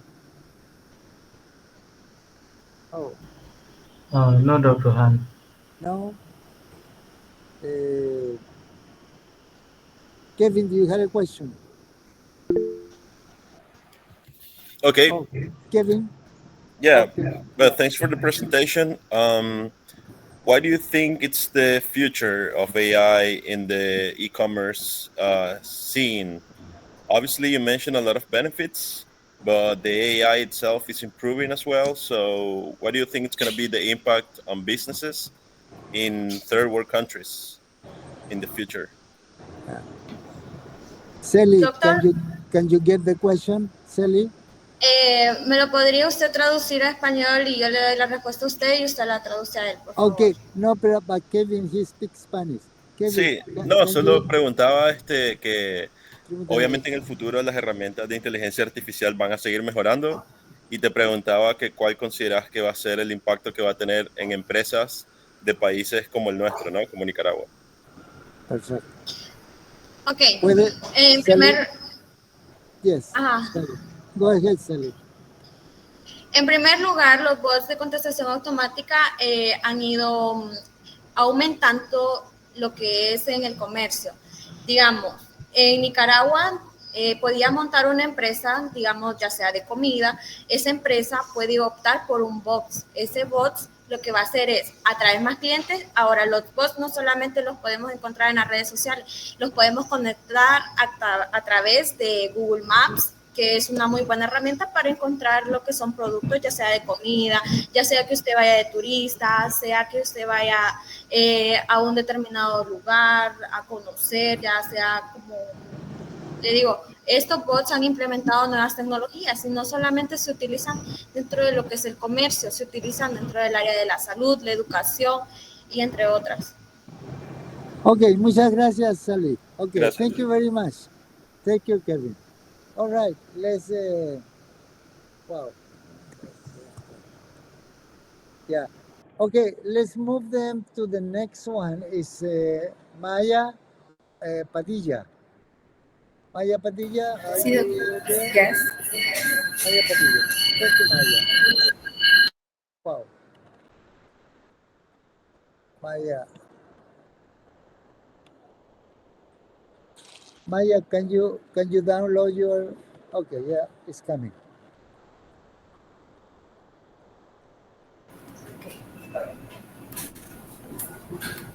Can you see the presentation? Yes, we can see your presentation now. Yes. My name is Mia Padilla. I was born in La Paz, Honduras. I study bilingual executive assistant here in La Paz, and I will talk about planning of innovative strategies of the control of the Aedes aegypti mosquito here in Honduras. First, in the recent decades, disease transmitted by Aedes aegypti mosquito have become a significant challenge to public health here in Honduras. Dengue is the disease that is causing deaths on a large scale. So, our main problem is the Aedes mosquito. So, what innovative strategies we can be development and adaptive significantly for the control of the Aedes aegypti mosquito in different regions. I will talk about a little bit of the diseases that mosquito Aedes aegypti makes. The first one is Zika virus. This signs in 2015. It represents the 4% decrease compared in the 26 case of the previous year. That virus include Guillain-Barré syndrome and microcephaly, especially in babies and pregnant women. Dengue affects million annually suffer from dengue hemorrhagic fever, posing serious risks, especially to children. Number 3 is chikungunya, causes severe joint pain and has spread to various regions, including the Caribbean and South America. I propose 3 options. Number 1 is the use of carbon dioxide CO2 traps. He makes the human odors and make the mosquitoes want to be in there, and the traps capture and make the dehydrations and death. The number 2 is create information science systems to collect and analyze epidemiological data in real time. In the number 3 is we will use larvicides in hard to reach areas to prevent the development of mosquito larvae. Like result, we have the CO2 trams will be implemented with the capacity to expand in the future in the areas the trams are placed. There will be reduction of mosquitoes in the area. The number two recommendation will be implemented to the study of epidemiology and thus increase knowledge based on mosquitoes. The number three is the aim of develop new increases that are not harmful to humans and environment but are effective to aim to that test. And I want to say thank you to my mentor, Lidia Chavez, for giving me the great opportunity to learn more and the possibility to help my country and teach me that I can achieve more so much. And I also want to say thank you to the John Jose Castro to keep me in this good attitude and solidarity in this process. And also thanks to Dr. Juan Arratia for set up this program. All right, thank you very much, Maya. Any question for Maya? Yes, I have a question. For the question, Diego. Yes. When you refer about hard to reach places in order to put this new control of the mosquito, what do you refer when you say hard to reach places? To larvicides, for example. Maya, you understand Larvicide, you understand the So-so. question, Maya? Yes. Can you translate it for more clearly? Sí, cuando te refieres a lugares de difícil acceso con el uso de los larvicidas, ¿a qué te refieres con sitios de difícil acceso? ¿Te refieres a lugares, verdad, que tengan un control mayor o a qué te refieres? Bueno, me refiero a, bueno, por ejemplo, en mi país tenemos muchos lugares de escasos recursos. No tendrían la capacidad de comprar los larvicidas. Aquí en Honduras, el gobierno implementa unos larvicidas, pero no son tan efectivos. Y mayormente tenemos que salir y esperar por lo menos 2 o 3 horas para que no nos cause algún tipo de enfermedad extra esos larvicidas. Entonces serían implementados en lugares de escasos recursos y si funciona también en todo el país. Okay. Sí, exacto, porque al final cuando los mosquitos se aprovechan de los charcos, ¿verdad? Cuando se producen charcos por la lluvia, es donde se aprovechan. Sería implementarlo en esos mismos charcos rápido que hay una lluvia, ¿verdad? Un torrencial fuerte, o sería de forma, ¿verdad? Como programada a lo largo de los meses. ¿A eso te refieres? Bueno, no lo podemos implementar directamente el mismo día, porque, por ejemplo, como tú dices, digamos que viene una tormenta, causa los charcos. La primera solución sería eliminar los charcos, pero podemos implementar los larvicidas un día después, ya que, porque no podemos arriesgarnos a que la tormenta nos cause algún problema. Entonces, se podría decir que sería una aplicación inmediata. Claro. Sí, actualmente están trabajando con inhibidores del virus dentro del mismo mosquito, que posiblemente pudiera tirarte también por esa área, que sería mucho más efectivo dentro de la misma genética del mosquito. Inhibir el virus específicamente desde que sale la larva, más que eliminar el mosquito.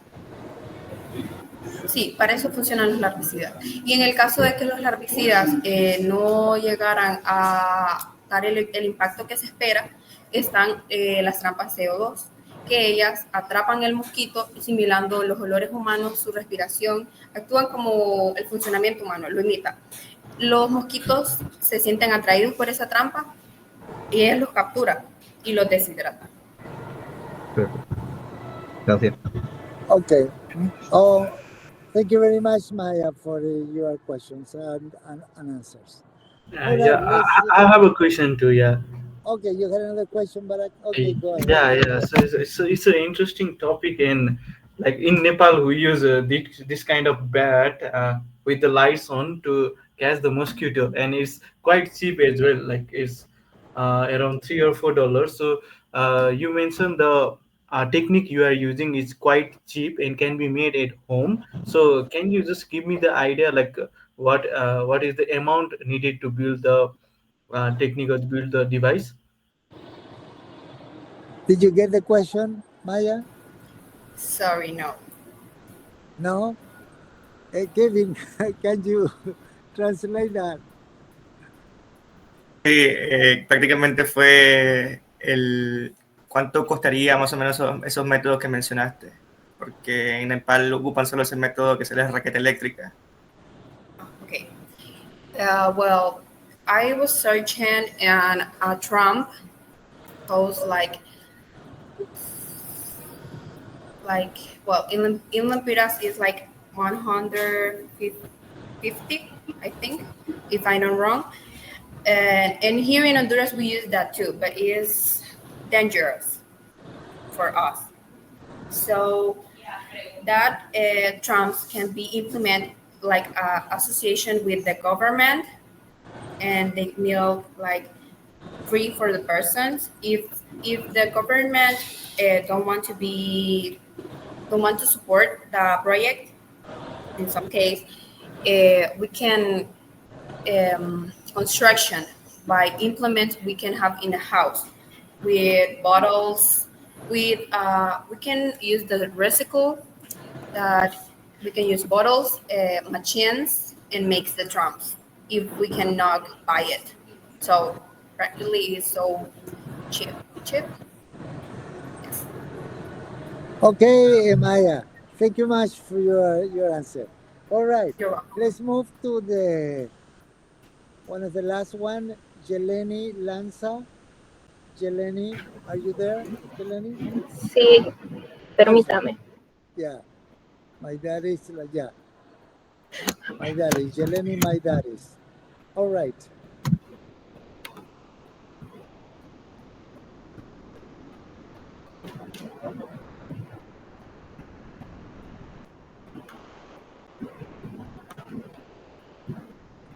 All right, can you start talking? My dad is. Permítame.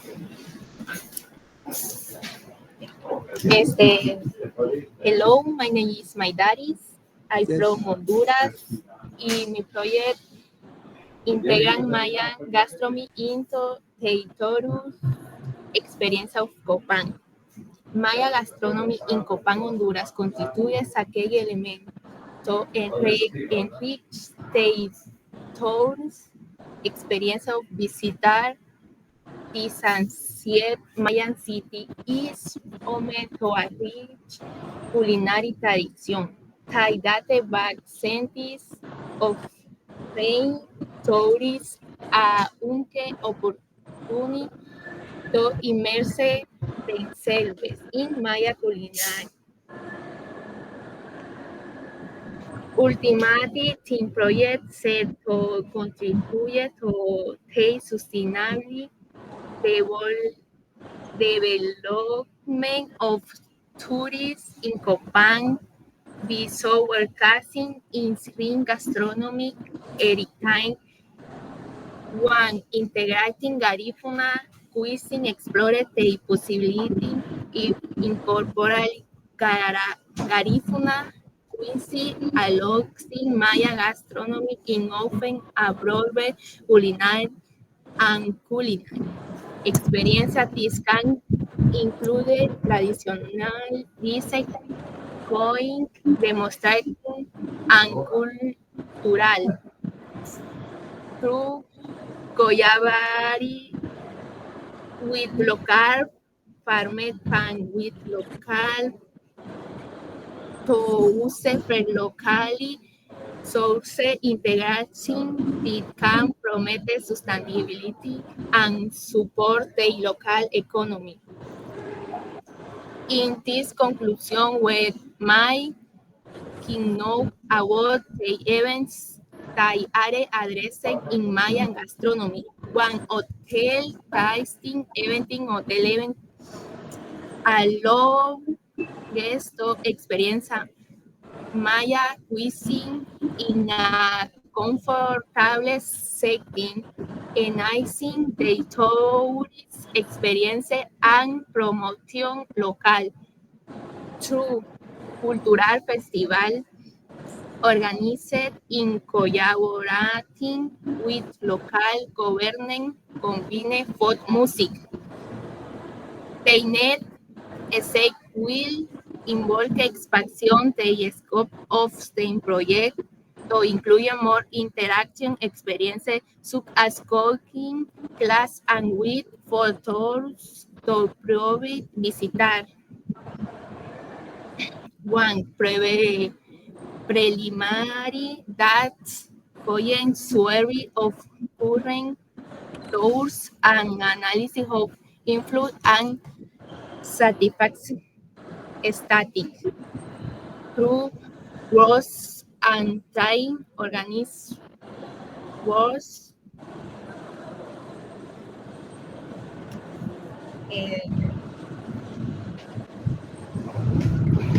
Are you ready? Are you done with the presentation? permítame, one. 3. Creating of menus, develop tourist menu style, integrate authentic Maya gastronomy using local ingredients and traditional. 4. Events and style tasting arang period gastronomic events such as Maya Food Festival or with tasting to promote and so showcase local gastronomy to tourists.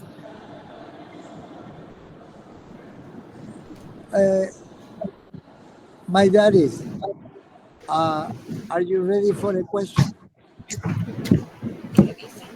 Can the judges ask a question to my daddies about her? Yes, I have a question. Yeah, Diego, yes. Do you want me to, ¿le gustaría que dijera la pregunta en español o se siente cómoda? It's much Sí, better sí, in por Spanish. favor. Spanish. Con respecto a la incorporación de ¿verdad? Estos métodos y ¿verdad? Esta incorporación culinaria maya ¿verdad? En este tipo de servicios turísticos, eso, el propósito ¿verdad? De esto es darle notoriedad a esa cultura o para mantener ¿verdad? Este tipo de tradiciones, que la gente conozca sobre ella, ¿es fomentar ese tipo de cultura o tiene algún incentivo más allá de, ¿verdad? Más allá que simplemente comercial? Pues sí, a mí me gustaría que los turistas, por ejemplo, conozcan más sobre la cultura maya. Desarrollar experiencias, ya sea en la gastronomía, así que puedan, por ejemplo, tomar cursos o algo para poder ellos realizar o también probar las maravillosas cosas que tenemos en Copán, ya sea por los mayas. También podemos integrar los conocimientos de la medicina de los mayas y ya puede ser una ayuda a los turistas.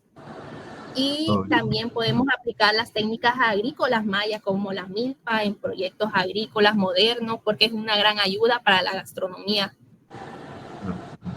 ¿Verdad? Tú que vives allí, tú has sentido, ¿verdad? El punto de este incentivo es porque sientes que se está perdiendo ese tipo de cultura y te gustaría fomentarla no solamente a nivel nacional, sino a nivel internacional, o es simplemente para poder incorporar este servicio a gente que no necesariamente vive en el país.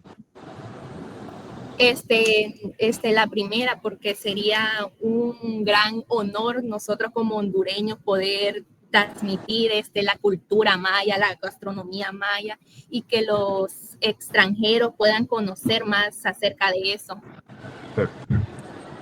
Okay, thank you very much, my daddies. Okay, let's move now to the last presenter, Elisa Lopez Soto. Elisa Maria Lopez Soto.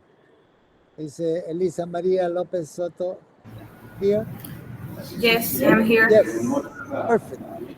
Elisa, try to show your presentation, please. Yes, wait a moment, please. Es natural que esté utilizando, es natural que esté utilizando lenguas, palabras de otros lenguajes. Pero está bien.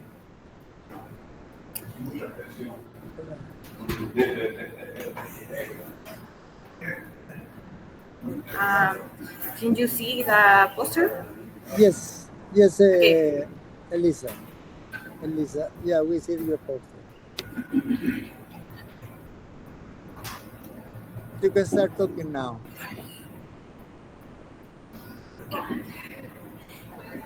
In the current digital age, electronic devices have greatly changed our interaction, offering benefits like connectivity and instant access to information. However, they also pose risks to cognitive and emotional development, particularly in children and adolescents. Research shows that extensive use of digital devices affects attention, memory, social skills, and emotional well-being.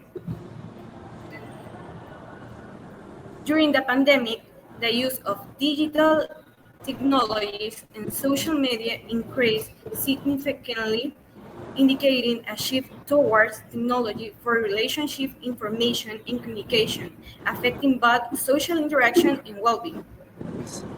NIH research indicate that extremely preterm children who spend more than 2 hours a day on a screen have deficit in intelligence, problem solving, impulse control, and attention.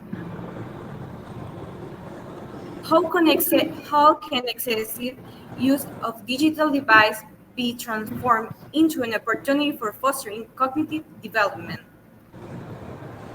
This thesis explored the negative impact of excessive technology exposure and suggests strategies to balance its benefit with healthy development in a digital environment. Okay, I have objectives and digital education, personalized technologies, interact activities. Digital literacy education, use of adaptive and personalized technologies, and promotion of interactive and creative activities. The expected results are digital literacy education, improve digital skills, increase online security, increase productivity, and use of adaptive and personalized technology are better learning experience, increase inclusion, and number 3, promotion of interactive activities. The results are better use of technology, more online security, and increased efficiency.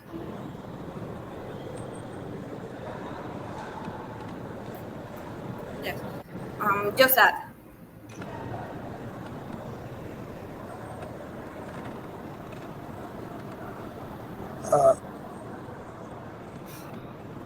Elisa Maria, can you give us what are the outcome of your work?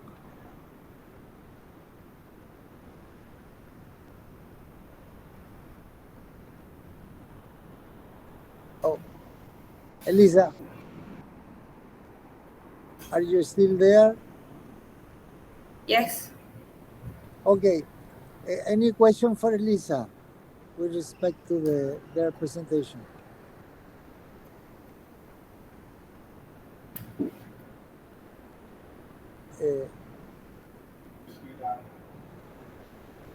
Barak, you had a question, or anybody else had a question for her?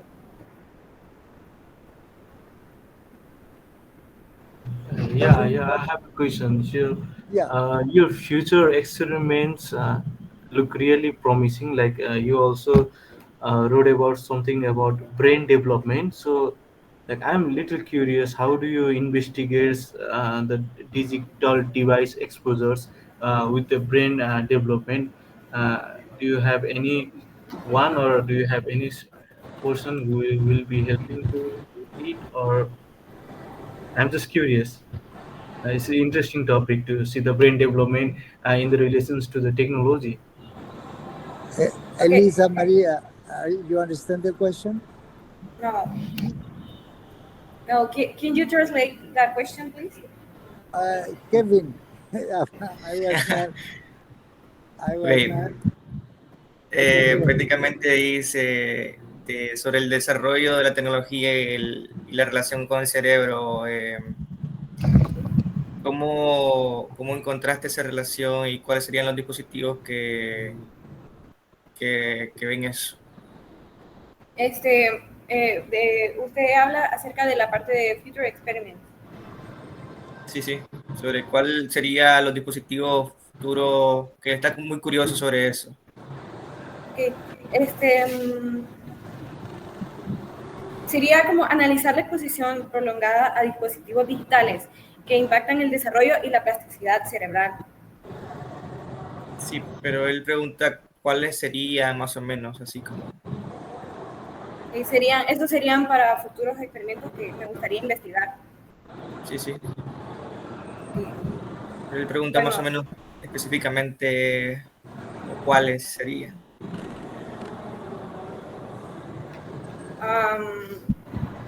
Bueno, acerca de la plasticidad cerebral y cómo este uso de tecnología impacta el desarrollo cognitivo y todo acerca de eso. Ok. ¿Podría traducirlo usted al doctor Barat, doctor? Oh, well, La idea.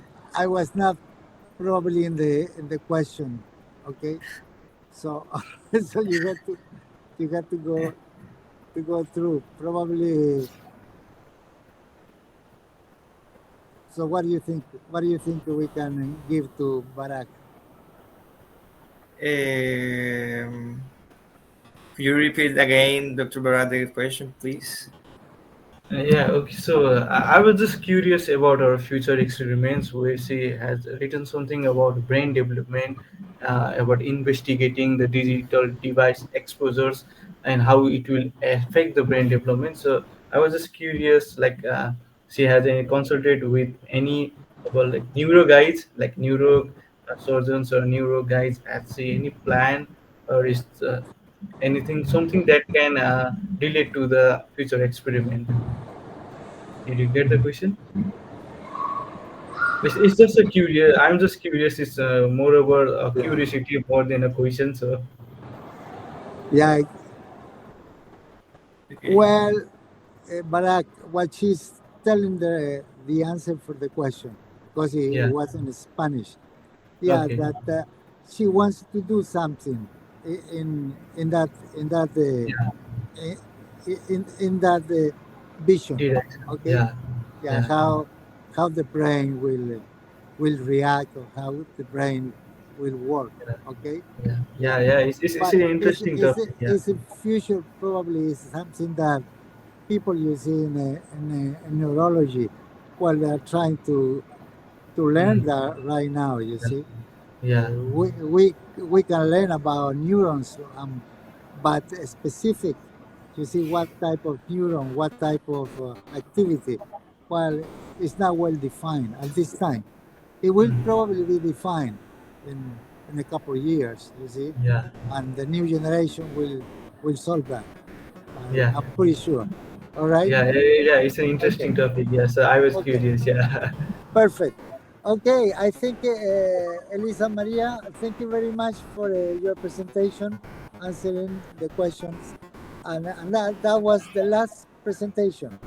Okay. Now I will close. I'm not sure, Kevin.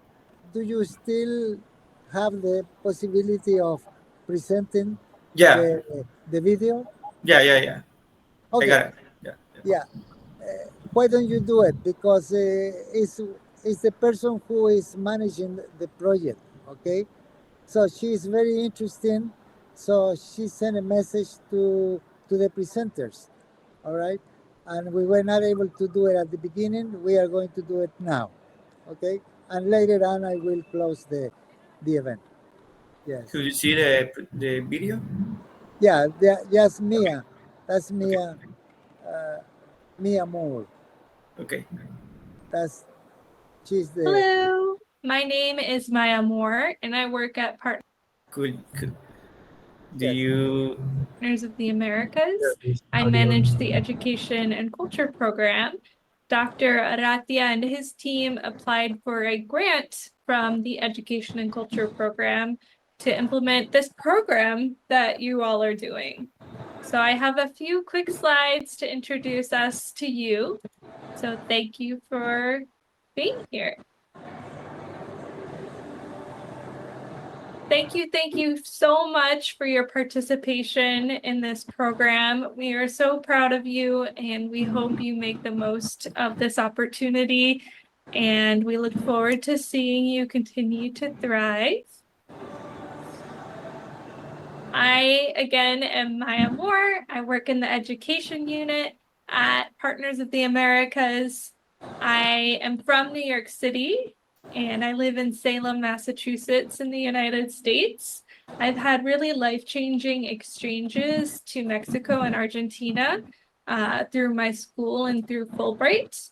And in university, I studied Spanish, psychology, and teaching. Here are some fun photos from my exchanges. The program itself, Education and Culture, is funded by the U.S. Department of State through their Bureau of Educational and Cultural Affairs. And they build friendly, peaceful relations between the people of the U.S. and other countries through academic, cultural, sports, and professional exchanges, and through programs like this one that you're participating in. So what you're doing is so much bigger than you know. The Education and Culture program has been going on since 1983. The general goal is to increase professional skills of emerging and established leaders in the United States, Latin America, and the Caribbean through project funding and exchanges. We have a variety of themes in our program. And as I mentioned, we offer subawards or project funding to support local community initiatives, such as this one that you all are participating in. And we also offer travel grants or international exchanges for people to travel between the United States and Latin America under one of our program themes. So thank you again so much. Congratulations on wrapping up your projects. And I look forward to hopefully connecting with you sometime in the future. Ciao. Bye-bye. Okay. This is great, Kevin. Thank you very much. Now I'm going to close this this part of the symposium. Okay. First of all, I would like to thank all the participants, the students. You see that they work pretty hard in getting their presentation. Okay. Many of them, probably we had about 95% of the participants are female. And this is very interesting because we are trying to push, you see, female into science, technology, engineering, and mathematics fields. So I think we are doing a very good impact. Also, you see, we impact students from different countries. We impact students from Nicaragua, from Honduras, from Colombia, from Haiti, and from Puerto Rico. Okay, so it has a very interesting approach, and I'm proud. You see what you did. You see, you are first timers in presenting, but for sure, you see, you have something that you are going to improve with the coming years. Okay, we are preparing the students, you see, for the phase to probably be transferred to educational activities in the United States. You see, I'm pretty much in that direction.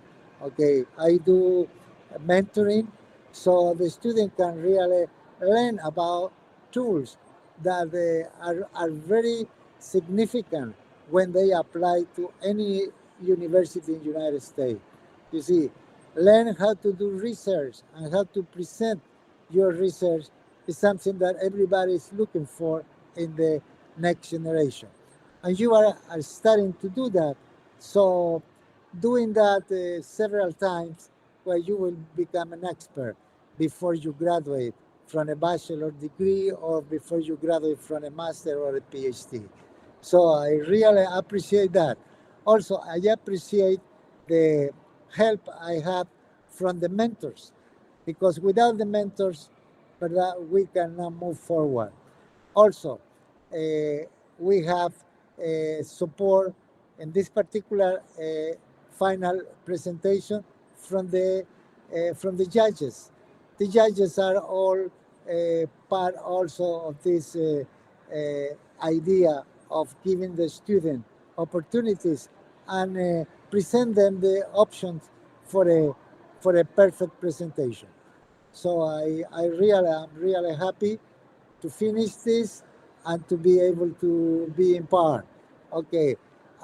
Normally, when we mentor students, we don't mentor students just for one time. We mentor students for their career. So be sure that you will give us, okay, whatever your needs are, and we will support you, okay, in giving ideas, giving options, and all kind of opportunities. When you are learning, like you are learning English to present, you have really a great option, you see, for whatever you are going to do in the Americas. And since this is a funding by the U.S. State Department and funded by Partners of the America, the idea of Partners of the America is to transfer you all to different opportunities in the United States, educational opportunities.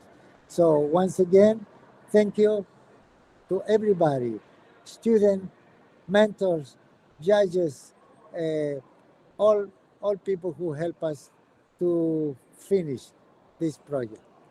Thank you very much, and expect to see you in another project like this in the near future. Thank you. I'm not sure if you want to say something, Kelvin Morales, for this one, since you were very important part of this group from Nicaragua and from Colombia. Yeah. Okay? Yeah, I think. Yeah, and thank you all for your hard work and dedication to your research. I'm really proud of you. Whether you achieve, you learn a tool to not many people know about today. That huge asset for your future. You know how to research now, and then this amazing know to how can research in some topics, and use AI is very, very important for the future. So it takes a lot for the dedication and the commitment in this program. I would like, thank you very much, Kelvin. I would like to ask Diego. Diego, he is an evaluator now, but Diego, he started this program many years ago, and now he's a PhD student in university in Puerto Rico. So Diego, say a few words to the student and to their future. You see what they are getting involved in. Yes. Yes, absolutely. I started here when I was a high schooler. I remember I worked with Gabriela and Alexa. Yeah. And it was an important part of my journey to become a PhD student. I still use the experience I gathered from working on poster presentations for different scholarships, fellowships, and also for my career in the PhD. So what you're doing right now is gonna help you all in your career to any scientific, any project or any fellowship, any opportunity you will find on the way. This opportunity will help you get to that. So it's a great opportunity for all of you, and I hope to see great work for all of you. Congratulations to all. Okay, thank you very much, Diego. I'm not sure if Alexander is still here. Alex? Yes, hello. Yeah, Hi. say something, Alex, about your experience, because Alex and his brother also, Leo, they were part of this program since they were in high school, and now they're where they are. Okay, say a few words, Alex and Leo. All right. Okay. Well, Yeah. this program was amazing to my development. It helped me understand research on a more fundamental level. It has definitely been a big help. Thank you so much, Aratia and Diego, also Diego, because I remember Diego was actually the one mentoring me for a lot of these research. It was actually a big surprise to see him again. Hi. All And right. What and about? I'm Okay, Alex. sorry. Yes, go ahead. What is your? I'll. Yes, go ahead. Go ahead, Alex.